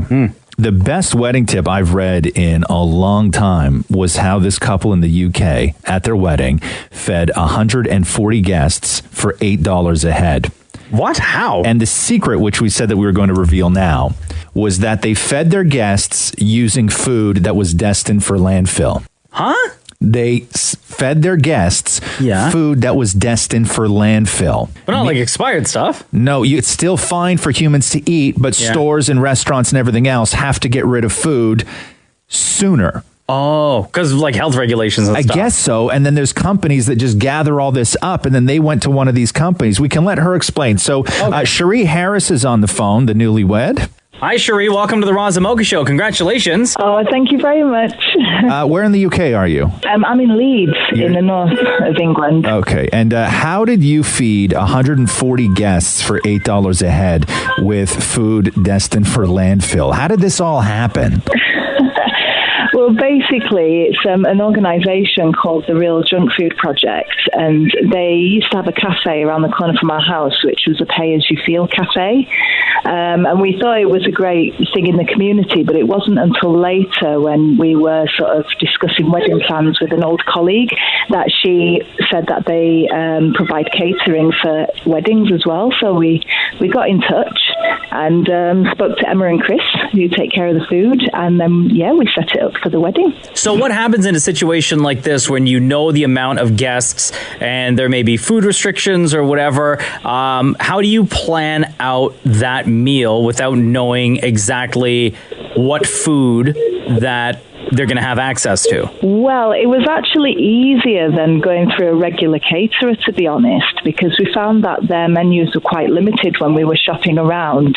But with the Real Junk Food, because they kind of create dishes on the spot, obviously, because they can't choose what food comes in, I did say to them that we have some vegans, some gluten-free people there, and they just sort of made their recipes around that, really. So they can pretty much do whatever you want them to do. So this is, just so we can clear this up here, this was food that was destined for landfill. So this is not food destined for landfill that had like been served to somebody. Like you didn't take a ham sandwich that had a bite out of it and you're like, oh, it's only one bite, and then take the ham off and put it in bread that hadn't been bitten. Like this food hadn't been touched by people yet, right? No, it hadn't. I mean, I think there's a lot of misconception about it. Everybody seems to think we serve the guests like smelly, rotten food, and everyone was like lucky to escape with their lives. But I don't think that was the case. Right. It wasn't the case at all. I mean, basically, supermarkets, there's a lot of wastage created from food that they don't sell. And I think best before dates are just a marker, really. It doesn't necessarily indicate that the food has gone off. It just means the date that the supermarket has to sell it by. So the day of the wedding reception, then, all the food was just made right then and there, and the guests didn't know what they were going to eat until it was served to them, correct? Well, yeah, correct. I mean, we did tell our parents just to sort of see what they thought. But we decided to keep it a secret because we wanted the food to speak for itself. I mean, I tried it before. They've got a unit in the city centre, and I went to a cookout there, and it was really, really good. So I had every confidence in them, and they came the day before, and they started prepping, and the smell was incredible. And then, we decided to drop the bomb, so to speak, after everybody had finished. What did your guests say when they found out? I think they were very shocked, but they were pleasantly surprised. How do you start that conversation? Listen, I have an announcement, okay? We need to talk about exactly what best before means. Right? You know what I mean? Like it's a very, I don't know how you bring that up. Well, exactly. That's why I said to my husband, you do it. Go on. Sherry, so you and your husband were able to feed guests at your wedding reception at $8 a head using a company that served food that was going to be thrown out by restaurants and grocery stores. Now, this is food that wasn't used, but they had a best before date on it and was still safe to eat. Do you know how much food was saved from being thrown out? Apparently, I think Emma from the Real Junk Food said it could power the electrics for 6 hours or something like this, or 6 days. It's something crazy like that. We didn't even know until after the wedding. But going back to that, I think a lot of people are confused with best before dates versus expiry dates. Best before dates does not mean it is not suitable for humans. Yeah, of course, yeah. Right. There wouldn't be, I mean, the junk food wouldn't be operating if that was the case, you know. No, fair enough. I think there's a lot of paranoia about throwing things away, and unfortunately, you know, the impact on the environment that has when you've got a lot of rotting food releasing gases. I love this idea, Sherry. I think you and James did something really, really good for your guests, did something really good for the environment. I think that you've quite possibly started a trend here. Oh, well, I hope so. Well, we're not the first couple, and certainly it won't be the last, I hope. So, yeah. I'm going to start an organization called You Done With That? And what it's going to be is I'm going to encourage people who are in restaurants, when you're sitting beside somebody and you can tell they're just sort of wrapping up, but there's still a lot on their plate. I'm going to encourage people to say hashtag You Done With That? And then if they say yes, I want to make it culturally okay for you to just reach over, grab the plate, and finish off their fries. Right? I know that's going to work. Let's try and make that happen. Let's try and make that happen. Why not, man? Why not? Hashtag You Done With That. Hey, Sherry, thank you very much for taking time out of your day to join us on the Roz and Mocha Show. No problem. Thanks for having me. The Roz and Mocha Show podcast. Reading like a fun article. Oh, do share. That nobody should get upset about it. But it shouldn't set you off. But you shouldn't be obsessing about it for 24 hours. But so I'm going through this Billboard article of the 100 greatest music videos of the 21st century. Wow. Okay? I'm interested in that. I love videos. I was very happy to see Blank Space was in there from Taylor Swift. I thought that was one of the greatest pop videos of all time. Is Gangnam Style on there? Gangnam Style is on there. Yeah, Gangnam Style is number 12. Wow. Okay, so the greatest music videos of the 21st century. Can I guess some? So, no, because this isn't about the videos. Oh. Okay, so Childish Gambino at number 10, Fatboy Slim, Weapon of Choice at number 9, Beyonce, Single Ladies at number 8, Britney, Toxic 7, Rihanna, Calvin Harris, We Found Love 6, Outkast, Hey Ya at 5, Beyonce, Formation at 4, D'Angelo, Untitled at 3, Missy Elliott, Work It at 2, and then Bad Romance by Lady Gaga at number 1. Okay, but forget about that. Really? Number 1? Yeah, forget about that. Here's what set me off. Okay, hold on. There are 2 videos in their top 10 and numerous throughout the top 100 that should not be on this list because they were released in the year 2000. And that is not the 21st century. Oh, someone's sending an email to Billboard. What is it, Maurie? When's the 21st century? The 21st century did not start in 2000. It started in 2001. Well, no, but don't you start counting at 0? What? Don't you start counting at 0? There was no year 0. That's 2000. the whole thing. 2000. No. The 2000. Well, actually, when you hit 1, it means you've completed your first year. That's what I was always taught. The year 2000 to 2001 was the 2000th year. Right, and 2001 means you completed 2000. 2002 means So you hit reset at 2001. You hit reset at 2001. So this happened when the 19th century turned. Everybody, all the newspapers at that time were like, well, when do we celebrate the turn of the century? And at that time, smart people all got together and said, let's do it in 1901 because there was no year zero. So the actual turn of the century is 1901. But then all the world was full of morons. So then was Y2K in 2001? In 1999. And then Prince wrote that stupid song. 1999. And we all Great love song. big, giant, round numbers. And we all love to celebrate something that looks cool and celebrate in the year 2000 as the turn of the century. Oh, so your problem isn't with any of the actual music videos. No! Your problem is that videos from the year 2000 should not be on included. this list. Right. Therefore, I'm sorry, D'Angelo, you're not in the top 10. I'm sorry, Fat Boy Slim, if you're still around, you're not in the top 10. I think Fat Boy Slim. Whatever happened to Fat Boy Slim? We didn't carry him into the new century with us.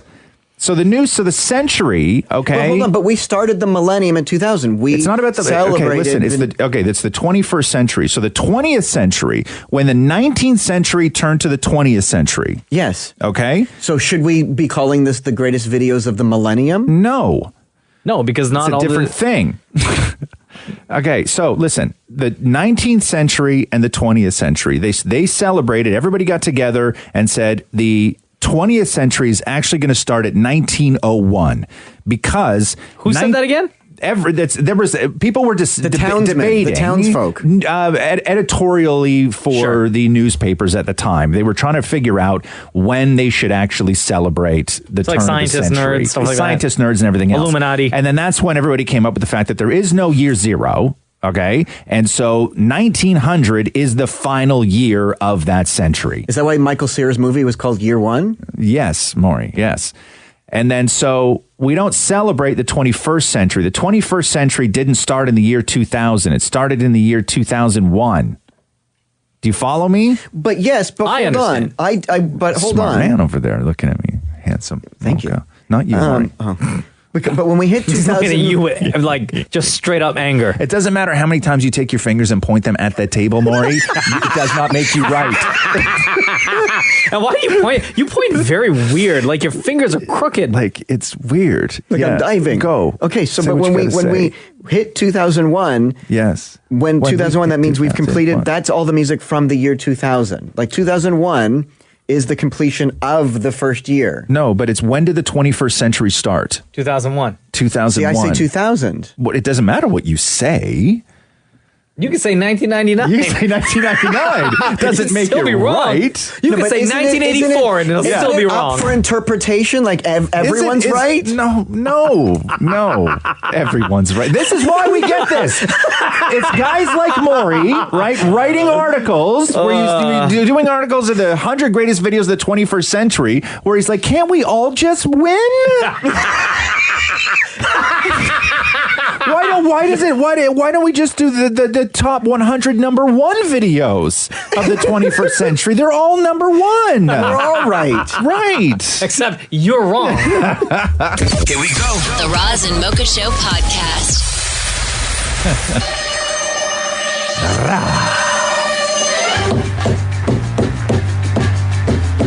Yes. This was a really badass theme song, huh? Always has been. Always has been.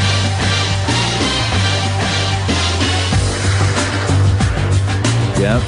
Always has. It always. Will people get mad if I said that this is a better theme song than the James Bond theme song? What's the James Bond theme song? Exactly. I couldn't even tell you. I don't know if there is a specific James Bond theme song because they redo it every movie. Well, like, remember, like in the 80s and stuff, weren't they all the same? No, it was always a different song. It was always different? Yeah, because That's why they're not so memorable, because they're not that For great. your eyes only. Everybody did a new James Bond song. Remember, then they gave one to Adele or Sam Smith or one of those guys did one? Adele did one. Chris Cornell did a James Bond song in the later years. They weren't all that great, though. I don't like any of them, to be honest with you. For Your Eyes Only was great, though. Mission Impossible Fallout drops on Friday. And David Maury apparently has a serious problem with the name. Oh, the what? title of the movie, which he talked to Simon Pegg about.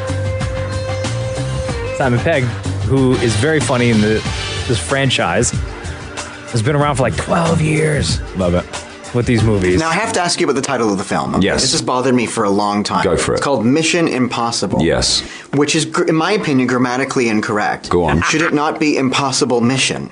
No, because you're forgetting the colon there. Mm-hmm. It's setting up the colon after mission. Oh, the dot over dot. The two dots, The right? dot over dot. So it's like mission, colon, and then the qualification of what that mission is. It could be mission possible, or mission probable, or mission...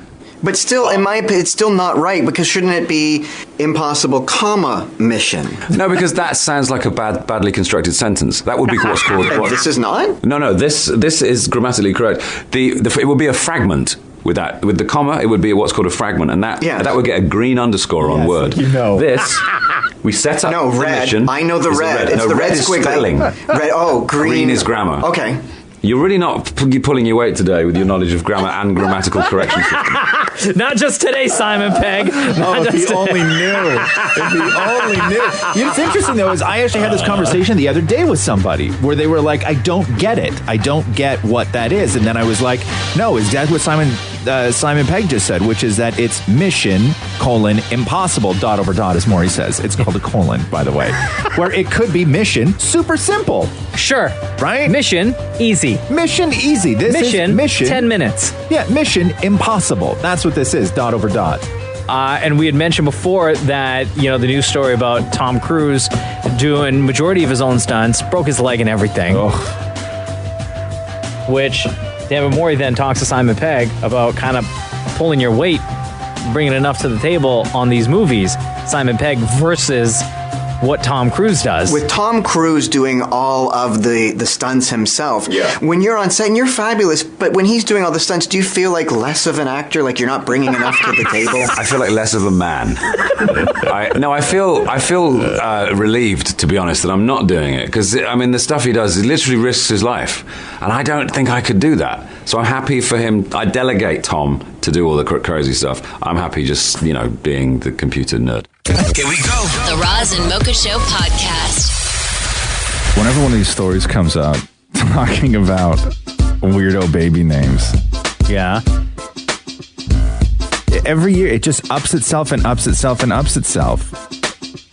Let me read you this. Okay. Because I had to. Maurie, can you please confirm that this is 100% real? Like protractor or something? Before I get too deep into this? No, worse. Worse than protractor? So, when you start going through baby names, weird ones, in order to sort of come to any sort of trend with them, it has to be more than one. So all these names in the past year were given to babies, more than one baby. Right. So it's a number of babies with these names. 6 parents named their kid Slayer. Slayer. Yeah, this is in the U.S., by the way. Of course it is. Slayer. Yeah. Okay. Slayer. It's a rockin' name. Wait, isn't that the name of a band? Yeah, like a metal a band hardcore metal band. Maurie. So this has all been released from the U.S. Social Security system. It has. So this is legit. Okay. 6 girls were given the name ABCDE. Get out of here. No joke. No. Yeah, no joke. Come on, like what kind of a life are you setting your child up for? 7 boys are going to live their lives with the name Stalin, which is not good. Oh, no. 10 girls were given the name Yo-Yo. I understand that. Maybe it's like a cultural thing, maybe. 11 boys are given the name Arson. Arson? Yeah. Oh, no. 7 girls and 6 boys have the name Moo, M-O-O. Again, could be a cultural thing. I don't know. Okay. 12 girls and 6 boys were given the name ESPN. Oh, come on. No joke. Yo, like, what's wrong with these parents, though? Okay, this is when we start getting a little crazy here. So 24 boys were given... Now is when we're going to get crazy? Yeah, tell me about it. So 24 boys were given the name Lucifer. Okay. Which I don't believe, okay. But it says it right here. 141 babies, 130 girls, and 11 boys were given the name Tesla. Oh, man, people love them Teslas these days. Right? And here's the crazy one. In 2018, 51 girls were given the name ISIS. No, they were not. Yes. In 2018. Yeah. People are still naming their kids ISIS. Yeah, that would be like that would be like the equivalent of if it was 1970 and your last name was Manson and you had a son and you named him Charles. Right. Like, that's how close we're talking. We'd be like, what the hell are you doing naming your kid Charles Manson? I know a guy whose daughter's name is Isis. Yeah. But she's like a grown-ass woman now. She's like 21, 22 years old. There were companies that were called Isis whatever, photocopiers or whatever they were, and they're all in the process of having to rebrand because their organizations. ISIS, that's like a strong black female. I believe. Yeah, it's also something else now. Unfortunately, it's something else now. Yeah, sorry. Yeah. It's something all else the now. other meanings mean nothing at this point. The person that I know, right, black guy, yes, named his beautiful daughter Isis. Yes. It's a strong, powerful name. Right. But again, in 2018, it means something different. It's like when people still look at the swastika and say, yeah, but it was originally like a Buddhist symbol that meant like peace and love and everything. Goes, yeah, guess what? Not anymore. Yeah, not for a long right? Okay, time. yeah, put that on a shirt then, right? And then explain to people, no, it's the Buddhist symbol of like, no, it's not. It's a swastika. We're over that now. Unfortunately, what it was now means nothing. I still can't get over the fact that people in the U.S. that there are, was it 5 or 6 that named their kid A, B, C, D, E? 6 girls, A, B, C, D, E. Come on, guys. The Roz and Mocha Show podcast. Hey, Kiss, it's Roz Mocha. Hi, Steph. Morning. What's going on? How are you today? Working. How's it going? Good. So what's going on? Oh, it was about the name ABCDE. It's pronounced Absidy. Shut up. Like ABC. Is it really? Yes. And what nationality is that? What nationality is it? Like, who calls their kid ABCDE and pronounces it Absidy? I mean, I guess anyone could name their kid No, but how do you know that that's how it's pronounced? Yeah. Well, because I work in a daycare, so the parent explained it that way. Oh, so is there a kid that is in your daycare with that name and it's spelled ABCDE? That was at the daycare, yeah. Oh, okay. So you actually know somebody with that name? Yes. Oh, do you know what the nationality is? I believe they were African American. Yeah, hold on here. Yeah, this is, and because this pops up every year now that I'm looking at this. This is a story from 2014. In 2014, there were 328 people in the United States named ABCDE. So we just got That's a lot of people. 2 tweets at Kiss925, 2 tweets who said the exact same thing as you, Steph, that ABCDE is pronounced Absidy. One person, Dana, in her tweet, she said, my friend, a doctor, has seen that name and said it's pronounced Absidy. Yeah, it's stupid. That's stupid. That's crazy. Don't name your kid ABCDE and then try and convince me that's pronounced Absidy. Why not just We'll see. Why not just spell it ABSIDEE? That's Absidy. No, it's stupid. It doesn't look cool. No. This doesn't look cool. This is stupid. It's stupid. Don't name your kid ABCDE and tell me that it's pronounced Absidy. Hold on, pause. I ain't buying it. Steph, you work at a daycare and you're at work right now, right? Yes. Who's looking after the kids if you're on the phone with us? Absidy. Don't worry about it, Mocha. Thanks, Steph. Get back to work. Have a good one. Yeah. The Roz and Mocha Show podcast. Roz, got an interesting text just now. Keep in mind, when you text a show, standard message and data rates apply. I want to call this person to get them to elaborate a little bit more on the text. I'll read you the text okay. after we get a hold of them.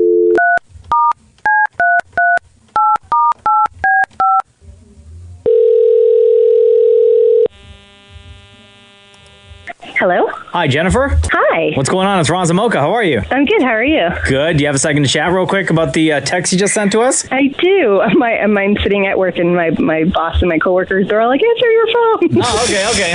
So, Roz, Jennifer texted us just now and said, is it the job of a tattoo artist to pass judgment or police your tattoos or to just do the piece and charge you for the work? So I need to know, Jennifer, obviously this is something that you're going through or you went through? Well, I was reading an article last night, but I do have some tattoos. Yeah. And I have been in the position where an artist has taken liberty with my tattoo without going over, like, you know, the drawing with me first. Mm-hmm. And it's on my back, so I can't see it. But in the article, it was like an interview with a few different tattoo artists in England, and they were talking about what tattoos are overdone and what tattoos you hate doing and stuff like that. And it was like, you know, girls come in for infinity symbols or roses, or, you know, they want their own names tattooed on their bodies. And I was kind of I was just like, okay, well, I mean, is it your job to kind of police what we get, or are you just there to do like the art that we want on our body? Like, Jeez, I'm of two different minds with this. Half of me says it's your job, and somebody's coming in, and you offer the services of a tattoo. And if somebody wants Porky Pig on them, and you've done 1,000 Porky Pig tattoos in your life, you do the damn Porky Pig tattoo because that's your service that you're providing. The other half of me is and that is the artistry part of it, where they are an artist and you are relying on them to sort of give you their best. And if you come in with a jacked idea or something symmetrically that doesn't make sense or goes against how they view art, they will want to change it because they don't want to put their name on it. Not like they're signing your tattoo, but it is their work. And so I understand that. It's like if you hire an interior decorator to come over to your house, right? And this is what they do for a living. And you go, okay, so what I'm thinking is, I would love the bathroom to be mustard yellow and carpet. And you're like, you rarely see carpet in a bathroom, but I think carpet in a bathroom would be so amazing. So that's what I'd like you to do. The decorator's going to go, I'm not going to do that. Yeah. I'm not putting my name on this. And I'm not putting carpet in your bathroom. So I'm going to offer some suggestions of an alternative to carpet in the bathroom. And if you're cool with that, then we're going to have a business transaction here. And if not, then no. So I do think that somebody does have the right to turn you away if it's something that they're not comfortable with or even bored with for that matter. I think, to Roz's point, they are an artist. And if I were to get something and the artist was like, listen, I'm either not comfortable tattooing this anywhere on you, or can I make a suggestion on how to alter this for these specific reasons? I think I would appreciate that a little bit more than to have a tattoo artist say, well, I'm not doing this because you're wrong and it shouldn't look that way. Or I don't want to do this because I've done this type of thing thousands of times already. Yeah. I'm not into it anymore. And at that point, you can be like, okay, cool, no problem. I'll move on to another tattoo artist, right? Yeah. Because clearly that relationship isn't there and you're just not going to get along. Now, I don't think that in the middle of it, they should make a change to the tattoo and not tell you about it. Agreed. Yes. That's sort of where I draw the line. But why? What's the problem? Are you having a hard time finding somebody to do a Porky Pig tattoo? Something like that? No, I was just, because it was tattoos that they're kind of sick of doing, or kind of tattoos that they've seen. It's like arrows and infinity signs and roses and stuff. And I have a rose. My middle name's Rose. Yeah. But if I want to get a duck or something on my shoulder, just give me a duck on my shoulder. Get that duck, Jennifer. Hey, waddled away. Waddle. What is it, Maurie? If you were truth about what you were saying, then how come the tattoo artist didn't stop me from doing the tattoo I have? No, this is the thing. Some people don't. Some people will just give you what you want, regardless of how they feel about it, because they do think that is ultimately their job, is that you come in with something that, is a little bit jacked. Like Maurie has a tattoo on his arm that I think goes the wrong way, and just symmetrically the way that the body goes and the way tattoos are supposed to face. You're not going to do, like, if you put feathers on your arms, the feathers have to go a certain way, so aesthetically they look like feathers. They will go away from your arms. You wouldn't want them the other way, even if somebody wants them just that to way. Point out, Maurie does not have feathers tattooed on his No, Maurie has a microphone tattooed on his arm. The day I got it, somebody said to me, why did you get a lamp? And it really looks like a lamp. Yeah. But I would say this, that I don't think that the artist that did your tattoo was particularly great. No. And therefore, they're probably more inclined to do exactly what the client wants. I think, Jennifer, the next time you do decide to get a tattoo, if that's what you're looking to do anytime soon, is talk to tattoo artists and, meet them face to face, find out what their style is, because it is something that's going to be permanent. You may have to run through, conversations with 4 or 5, maybe 6 artists and go over exactly what it is you want and get their thoughts on it, right? Yeah. But, basically a job interview. But you got to trust them, especially getting a tattoo. Tattoos, there's so much trust involved with getting a tattoo. And if you are not feeling 100% confident going in or with the person, or that you guys aren't, on the exact same wavelength for the tattoo, don't do it, or be open to suggestions, or just find somebody else. Very true. Thank you, Jennifer. All right. Take care, guys. The Roz and Mocha Show podcast. There's a woman who wants to change her kid's name. I want to know your opinion on this. Okay. So her kid is young. She's 4. And she gave the kid what she thought was a very unique name, which is Esme. Esme? Yeah, but she spelt it E-S-M-E-E. Hold on, I got to write this down. E-S-M-E-E.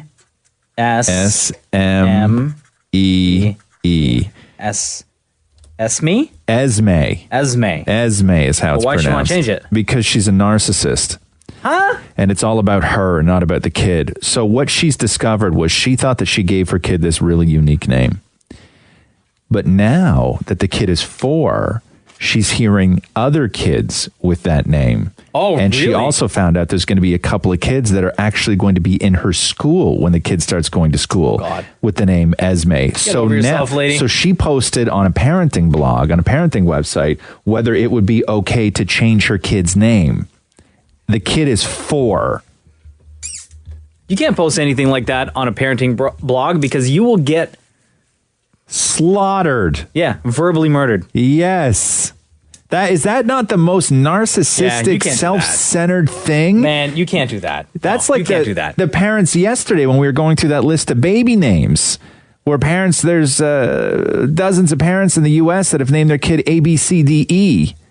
As we found out from somebody who works at a daycare who had a kid in her class with that name, same spelling, was Absidy. Right. Is how you pronounce it. Yeah, it's not though. It's A, B, C, D, E. Yeah. Yeah, your kid's name's not Absidy.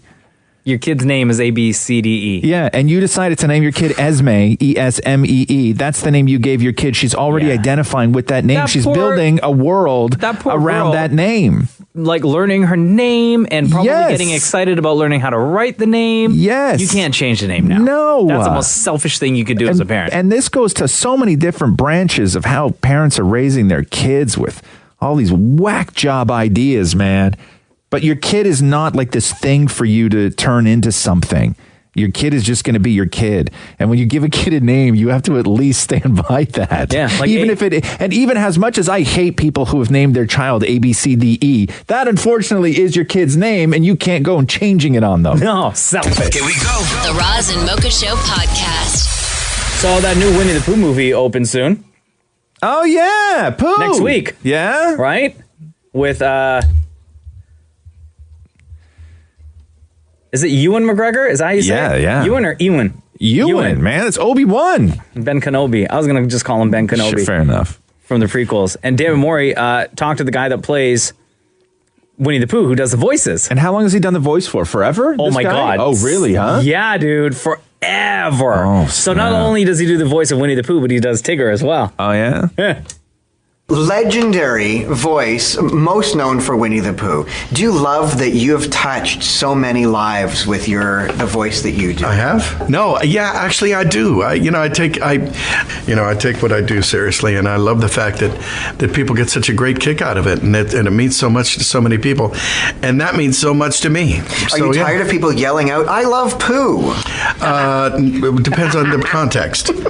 And no, I'm not tired of that. I hope they never, ever stop yelling that out. And what's the one thing, Roz, that Maury loves to do when he meets somebody that does voices? And like Jim Cummings is not just a guy who does voice. Like there's guys who do voices, and then you have Jim Cummings who is legendary. Like when you're the voice of something for as long as he has with Winnie the Pooh, you're legendary. Sure. There's a lot of pressure involved. But what's the one thing David Maury likes to do when he meets people that does voices? Sorry, when he meets people that do voices very, very well. Embarrass themselves in front of them? Legendary voice of Tigger, Winnie the Pooh, and more. Myself, I was once told that I should get into character voices. Nobody told you that, FYI. Who better to judge my voices than you, right? Exactly. I'm very judgmental. So just for the people listening, let's get one line from Tigger and one line for Winnie the Pooh, just so that they hear you and know that it's really you. Stay just as sweet as honey forever. And don't forget to keep on boozing. TTFN. Okay, so that we've established that. That's you. Okay. So the four that I have are hungry little boy, fashionista, hoity-toity Londoner, or old fat furry dog. Okay, so we'll go one by one, I guess, quickly. Perfect. Okay, so hungry little boy. Oh, I wish that I had something to eat. I am so hungry. It may be some spaghetti and meatballs. Okay, that sucks. Do you have anything else? Yes. I need more hunger. Oh, there's nothing to eat. No, The cupboard is that's empty. too much hunger. Well, we don't need famine. Come on. This is terrible. Fashionista. Okay, fashionista. Okay, we'll do fashionista. The boa is just wrapped around my neck. It is such a beautiful day, and I've got my Louboutins on. I wouldn't touch that. No. No. Hoity-toity Londoner. Oh, please. Okay. Welcome to London. I do hope you enjoy your stay. And maybe we can go for some crumpets later. I hate crumpets. I'm going to do hungry little boy talking to old fat furry dog, dentist. Oh, good. Okay.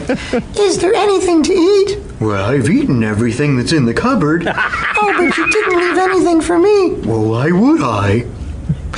I suggest bacon. Bacon. Bacon's always a good punchline. Begging? Bacon. Oh, bacon. Or begging. Begging for bacon. The Roz and Mocha Show podcast. Michael Rappaport put a video out on Instagram yesterday assuring fans that his show at the Danforth Music Hall was still on. He's coming up here to do his I Am Rappaport Stereo podcast. And it was great because he was reassuring and he is very much on board with coming up and doing a show on Danforth, helping that community heal, making people laugh and having a good time and just being a part of that process that we've seen so many times in city after city after city all over the world when people are in this very similar situation. And Michael from True Romance, Basketball Diaries, he was in Hitch, Friends he was in, Boston Public he was in, Prison Break he was in. Michael Rappaport, how are you, man? It's Roz Mocha. Good, man. How you doing? Doing good. Thank you for taking time out of your morning to join us on the show today. Of course. Thanks for having me. I appreciate it. So this is the sort of, I guess, first major event happening on the Danforth where somebody who is not from Toronto coming to perform there. When did you first realize that the place that you guys were doing this show tonight was very close to where the shooting happened? Monday, I started getting texts and emails and social media stuff. People asking me, "Are we going to still perform?" And native Toronto people telling me, it's very close to where the incident happened. We got clearance that we were coming up there. And to be honest, I'm honored to be performing up there after what happened. I look at it as a privilege. I want to try to give the best show possible. We're going to have a great time tonight. We're going to have fun. We're going to talk crap.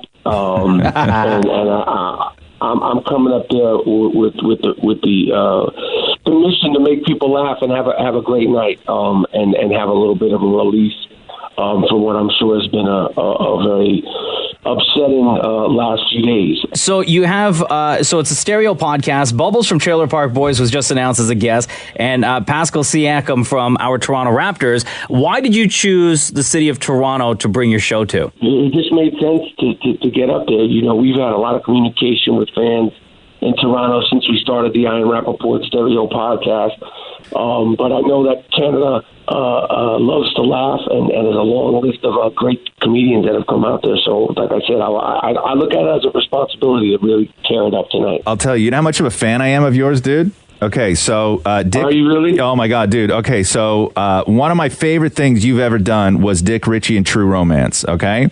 And let me tell you how much I love True Romance. My kid's middle name is Alabama. Wow. I got to put you in the top 10 crazy fans that I've met that love True Romance. That's pretty impressive. Yeah, dude. So the Stereo Podcast, Danforth Music Hall, tonight, 9 o'clock. Michael Rappaport, thank you so much for taking time again out of your day to join us on the Roz and Mocha Show. And much like Roz, I am a big fan of yours because I know how much of a big fan of hip-hop you are. Oh, yeah. And well, obviously you're not as a big a fan as Roz because you haven't named the character, but I got you guys. Listen, don't think I don't know you on Boston Public. I used to watch that show back in the day. Okay, I'll take it. Tribe Called Quest is one of my favorite hip-hop groups of all time. Midnight Marauders is in my top 5 albums, and the documentary that you did with Tribe is one of my all-time favorite documentaries because you really, really talked to the group the way and got the story out the way it should have gotten out and the way it did come out. And I just love what you did with that story and with the documentary and getting all that footage, man. So congratulations on that. I appreciate it. That was a lot of fun to do. Obviously, it has a lot of significance with the passing of Fife Dog. But the music lives on and the legacy lives on. And I was that was a pleasure to make that movie. That was a lot of fun. It was hard work, but it was a lot of fun. The Roz and Mocha Show podcast. Today could quite possibly be the perfect day for somebody. You know what I mean? It's going to be beautiful. The temperature's going to be perfect. They asked people what would make the perfect day. Oh, okay. Okay. So I'm going to it's broken down into the things that you choose to do with the hours in that day. Sure. And something like bungee jumping is not on the list. No. It's just the life things that you would normally do in a day. Let's start with this. What time for the perfect day? What time would be the perfect time to wake up in order to start your perfect day? 9:30.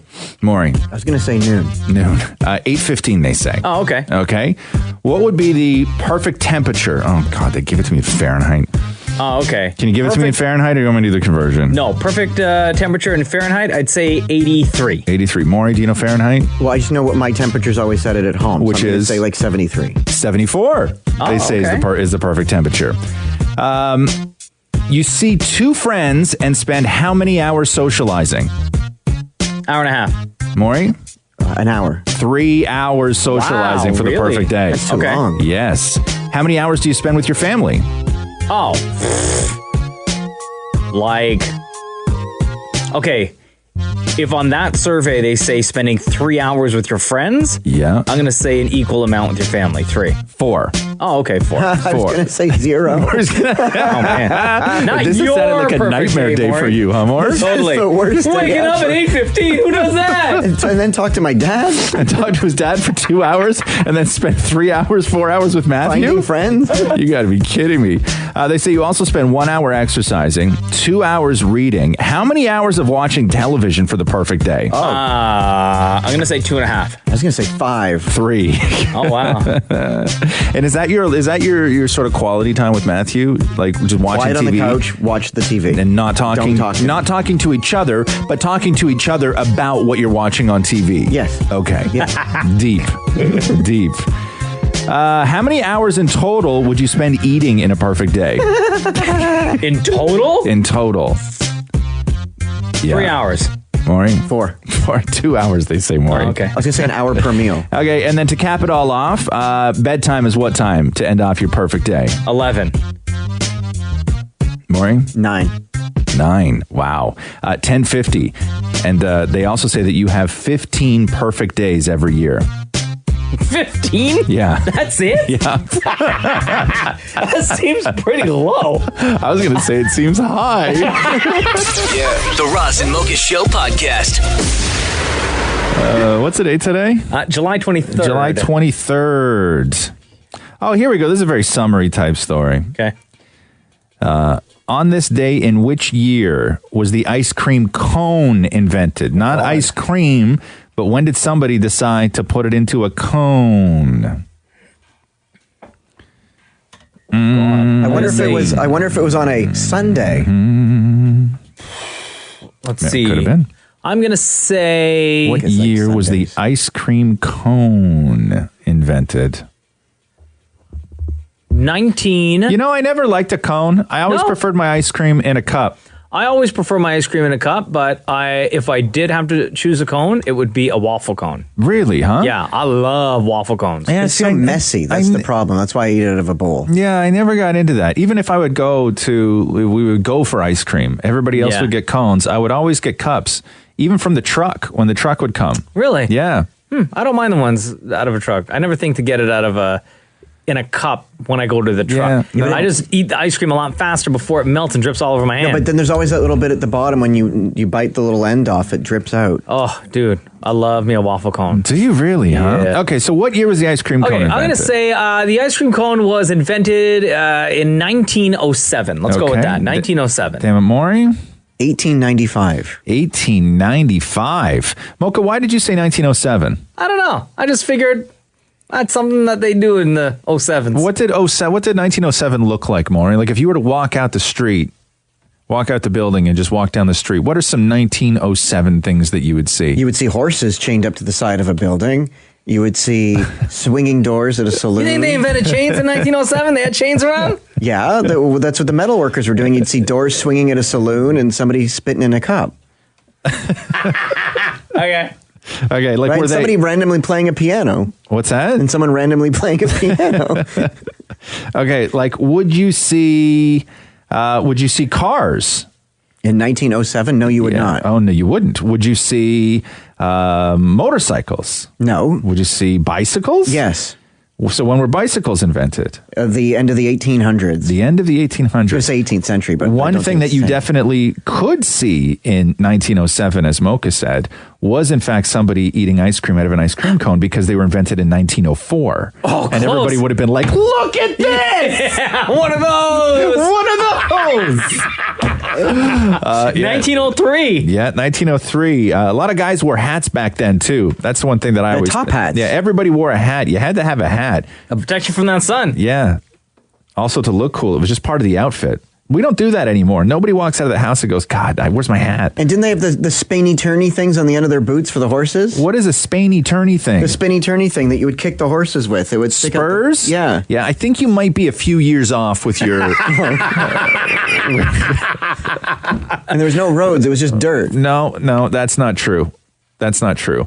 But yeah, I think you might be a few years off with when you close your eyes and imagine what the world in 1907 looked like. Well, I wasn't there then. Right, but you may just be a few years off. And then when you'd stand and face each other and pull out your guns? Yeah, duels. The Roz and Mocha Show podcast. So Corinne Olympios from The Bachelor, do you remember her? She's the one that... Oh, that girl, she loves naps. Yeah, with the platinum vagine. And then she had the scandal where there was the inappropriate misconduct allegations on set. Oh, yeah, with one of the other contestants, right? So Sacha Baron Cohen's Who is America targeted her as well as all these other politicians and Dick Cheney with the signing of the waterboarding kid and everything else. So Corinne was on. And why would you target Corinne? I get easy target. So Sacha Baron Cohen was dressed up as an Italian fashion photographer. Yeah. And he convinced Corinne to lie about spending time in Africa helping child soldiers. What? And how they got her there is the same way they got everybody else there, which is so brilliant, which is everybody else who sat in that chair, they walked into that place because somebody told them that they were winning an award. So Dick Cheney, Sarah Palin, everybody else walked in there because everybody wants an award. What was Corinne's award? So Corinne, they told Corinne that she was going to get, it was a reality TV show Performer of the Year award or something like that. Oh, get out of here. And so she showed up and said that after she was given her award, they want to do an interview with you. And they took her phone away. Yeah. And they separated her from her manager. And then they had her talking about this bogus charity work that she does not do. And then like what they did with the gun advocates, they had them film a bogus PSA. And one of the things... Wait, so hold on. They convinced her... Yes. ...to talk about this fake... Because she knew that it would get out, right? Yes. And she wanted to make it seem like she really did care and she was taking part in this. Yeah. Yes. So she goes, I got there.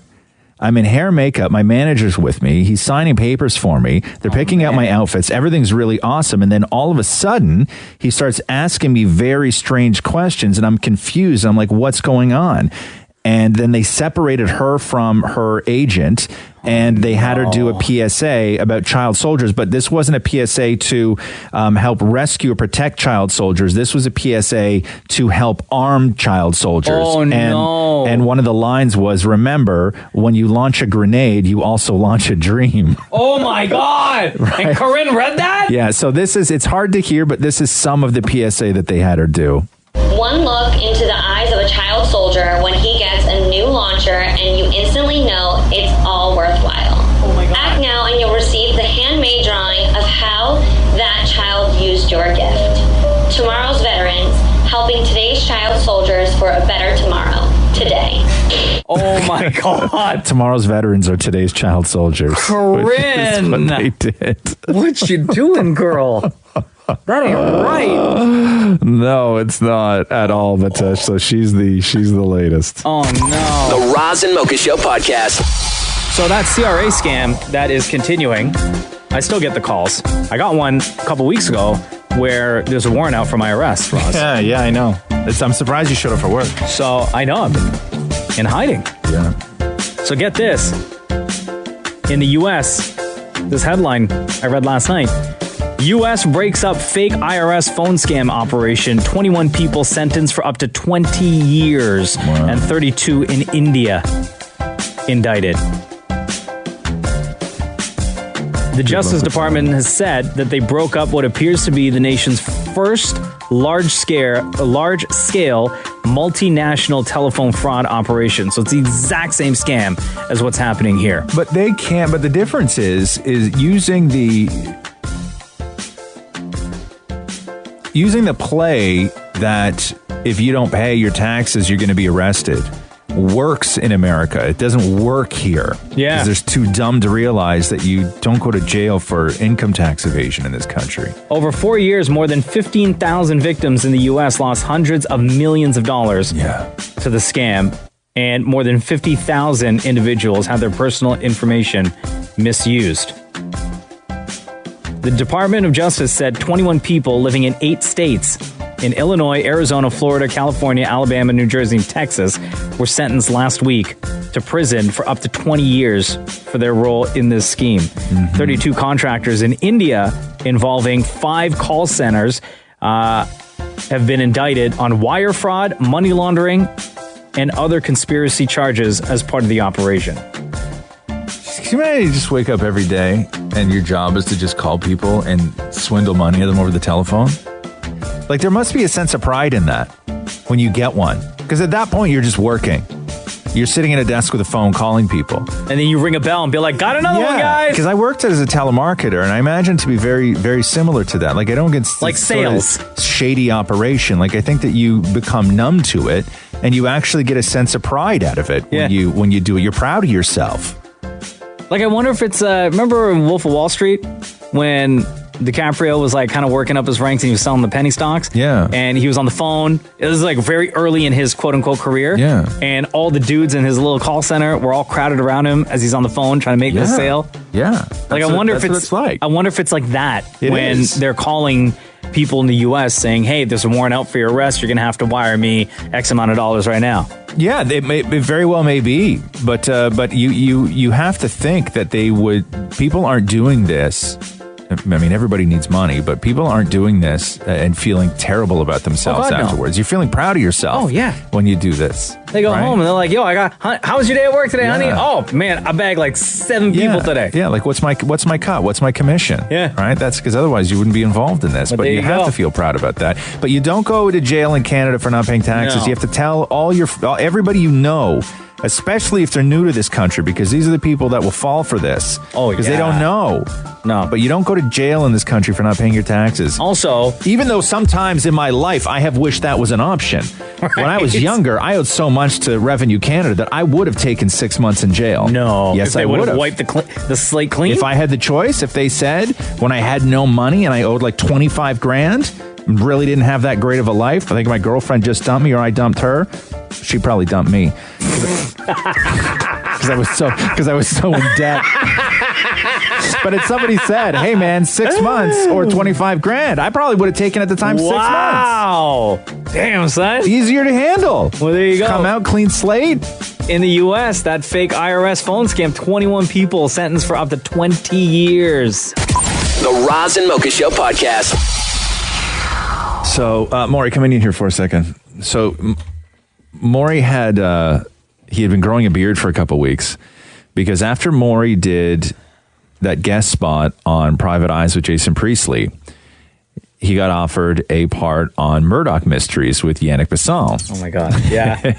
And so they needed Maurie to grow a little bit of beard because it's like an old timey show. Yeah. So they needed to be able to sculpt something out of facial hair. Okay. For him, which they did. They put in a goatee. Yeah. They put in muffin tops. Yeah. It was fantastic. No, mutton chops, not muffin tops. Yeah, you brought that yourself, bro. Yeah. Muffin tops are the things that hang over the sides of your pants. As I said, you brought that to the set yourself. Yeah, mutton chops. Yeah. And I looked so awesome. Yeah, okay. So we'll get to how you looked in a second. Now, do you have the clip from the quick little clip from Private Eyes, the actual scene that he did over there? If you don't worry about it. But if you remember, Maurie had some really incredible dialogue that he had to memorize, and going into Private Eyes, you were terrified. Months. Took you months to memorize it. And memorizing is not really your forte. No, not at all. I don't even know my postal code. I've lived at my place for 9 years. Right. And so when you were going into Private Eyes, I have Maurie's scene here. So so this is what Maurie had to memorize for Private Eyes. I didn't do anything wrong. You know who says things like that? People who did something wrong. How did you lose your job as CEO of Trafalgar Recycling? I can't talk about it. You can talk to us or you can talk to the cops. Your choice. Look, I was just the front man. The front man? All I had to do was smile and say the right things on camera. And when the deal's awarded, I got paid and left. So I said to Maurie, hey, listen, when you're going to do Murdoch Mysteries, because you rehearsed for Private Eyes for so long, and we didn't have any clips of you actually rehearsing. I was like, when you're rehearsing your lines, whether you're doing it alone or with somebody else, record the process of you rehearsing your lines, because I want to hear you sort of screw them up, and I want to hear you, maybe when you nail the sort of scene that you're in, because I didn't know what Maurie was asked to do for Murdoch Mysteries. Who's your character? So did your character have a name? Yes. What is it? Passerby. Right. Okay. Okay. Yeah. So Maurie comes off of Private Eyes, having done that wonderful 3-person scene with the name Jason Phillips. Yeah, with Jason Phillips, a CEO of a company. Yeah. All this stuff. So here's the clip of Maurie's step up in show business, where he is rehearsing his lines for Murdoch Mysteries. Okay, best of the day to you, Inspector. Best of the day to you, Inspector. Best of the day to you, Inspector. Best of the day to you, Inspector. Is that your line? That's your only line? Yeah. Oh, okay. Best of the day to you, Inspector. Best of the day to you, Inspector. Best of the day to you, Inspector. Best of the day to you, Inspector. Remember how we were talking about best of the day to you, Inspector. Normally, when shows want that sort of celebrity guest appearance, because in Private Eyes, it was great because Maurie played a CEO and he had a big scene. And what we always goof on is that shows will usually get somebody like Maurie in, where the joke is that you're always just walking down the street and then you wind up just passing the big star of the show, and that's your guest appearance, right? So that is exactly what happened. Only Maurie didn't even get to pass the big star of the show. Oh no, you weren't in like a main scene? Yannick wasn't there that day. Yannick wasn't there that day. Murdoch wasn't there that day. So this is Maurie's line. This is Maurie rehearsing his line over and over again. And that line, Maurie, say it now. Best of the day to you, Inspector. Right. You brought your own muffin top and everything. When does that air? Do we know? It airs October 29th, but we have we have the final product here. We have the final product, so we can listen to see how it went when he finally nailed it. And background.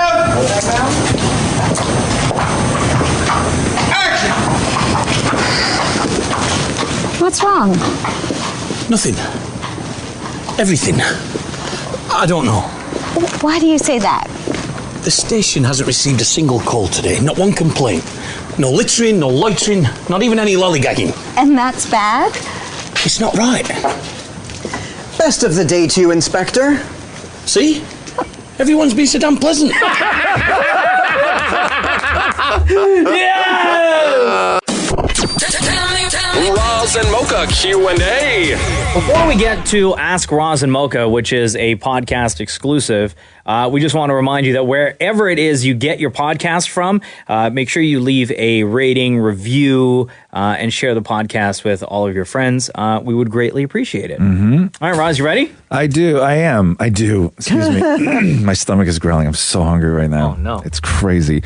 And for every podcast, we'd like to have somebody who enjoys the show and the podcast come on with us to ask their question for the Ask Roz and Mocha section of the podcast. One of my favorite things that we do, whether it's the podcast or on the show, I love this part where we get to talk to people and answer a bunch of questions. So Shannon Shannon is joining us on the phone right now. Hi, Shannon.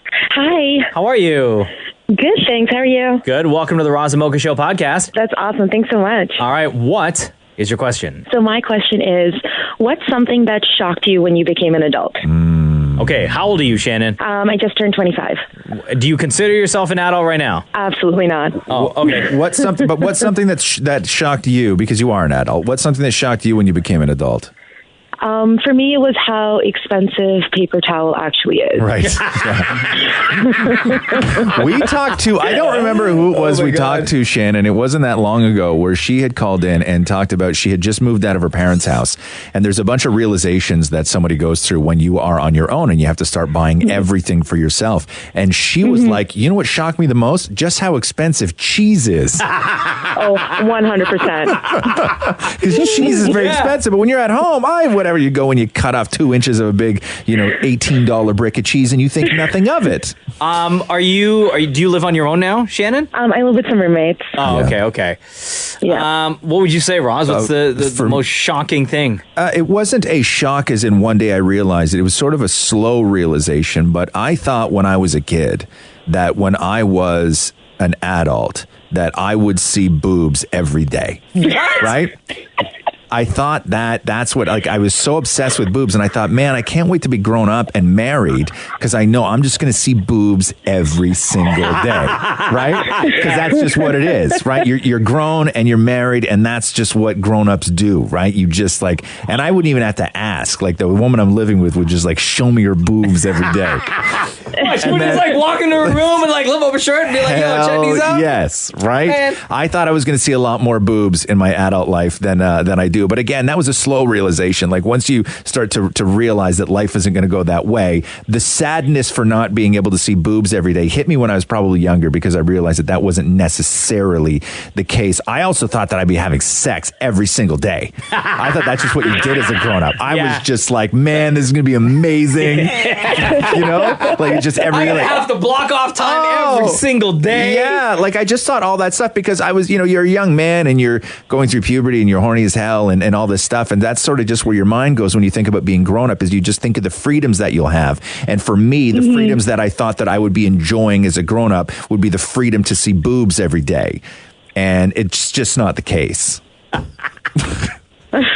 Being grown sucks. What about you, Mocha? I would have to say along the lines of what Shannon was saying, where how expensive paper towel really is. Yeah. It would be moving out for the first time on my own and living. I moved from Toronto to Calgary, and it was the first time I moved out of my parents' house. Wow. And realizing how expensive things that you need in your life are, that I totally took for granted, right? So obviously I was living at home. My dad was paying the mortgage. I'm living in Calgary. I now have to come up with rent money. I now have to come up with grocery money. I now have to come up with money to pay the cable bill, the internet bill, all that stuff. Yeah. So I was so paranoid of running out of money every single month. I didn't get the internet. I didn't have a television. I didn't even buy a kitchen table. Right.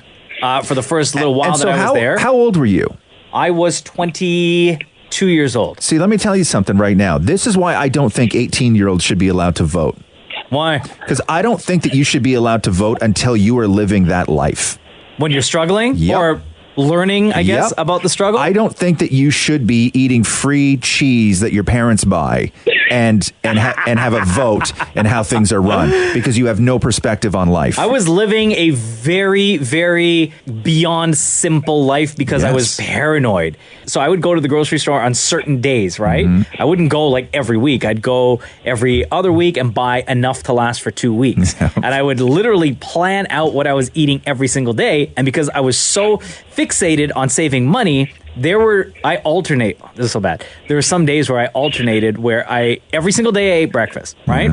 But I wouldn't always eat lunch and dinner in the same day. Yeah. One day I would eat lunch and no dinner. And then the next day I would eat no lunch, but I would eat dinner. Right. Because I was really trying to manage my money. Yeah. It's tough. Yeah. So that was when I, for me, quote unquote, became an adult, was when I realized how expensive just living a life, even if it is like a simple, quote unquote, simple life. Yeah, no, you're right. Is, right? Yeah, Damn it, Maury.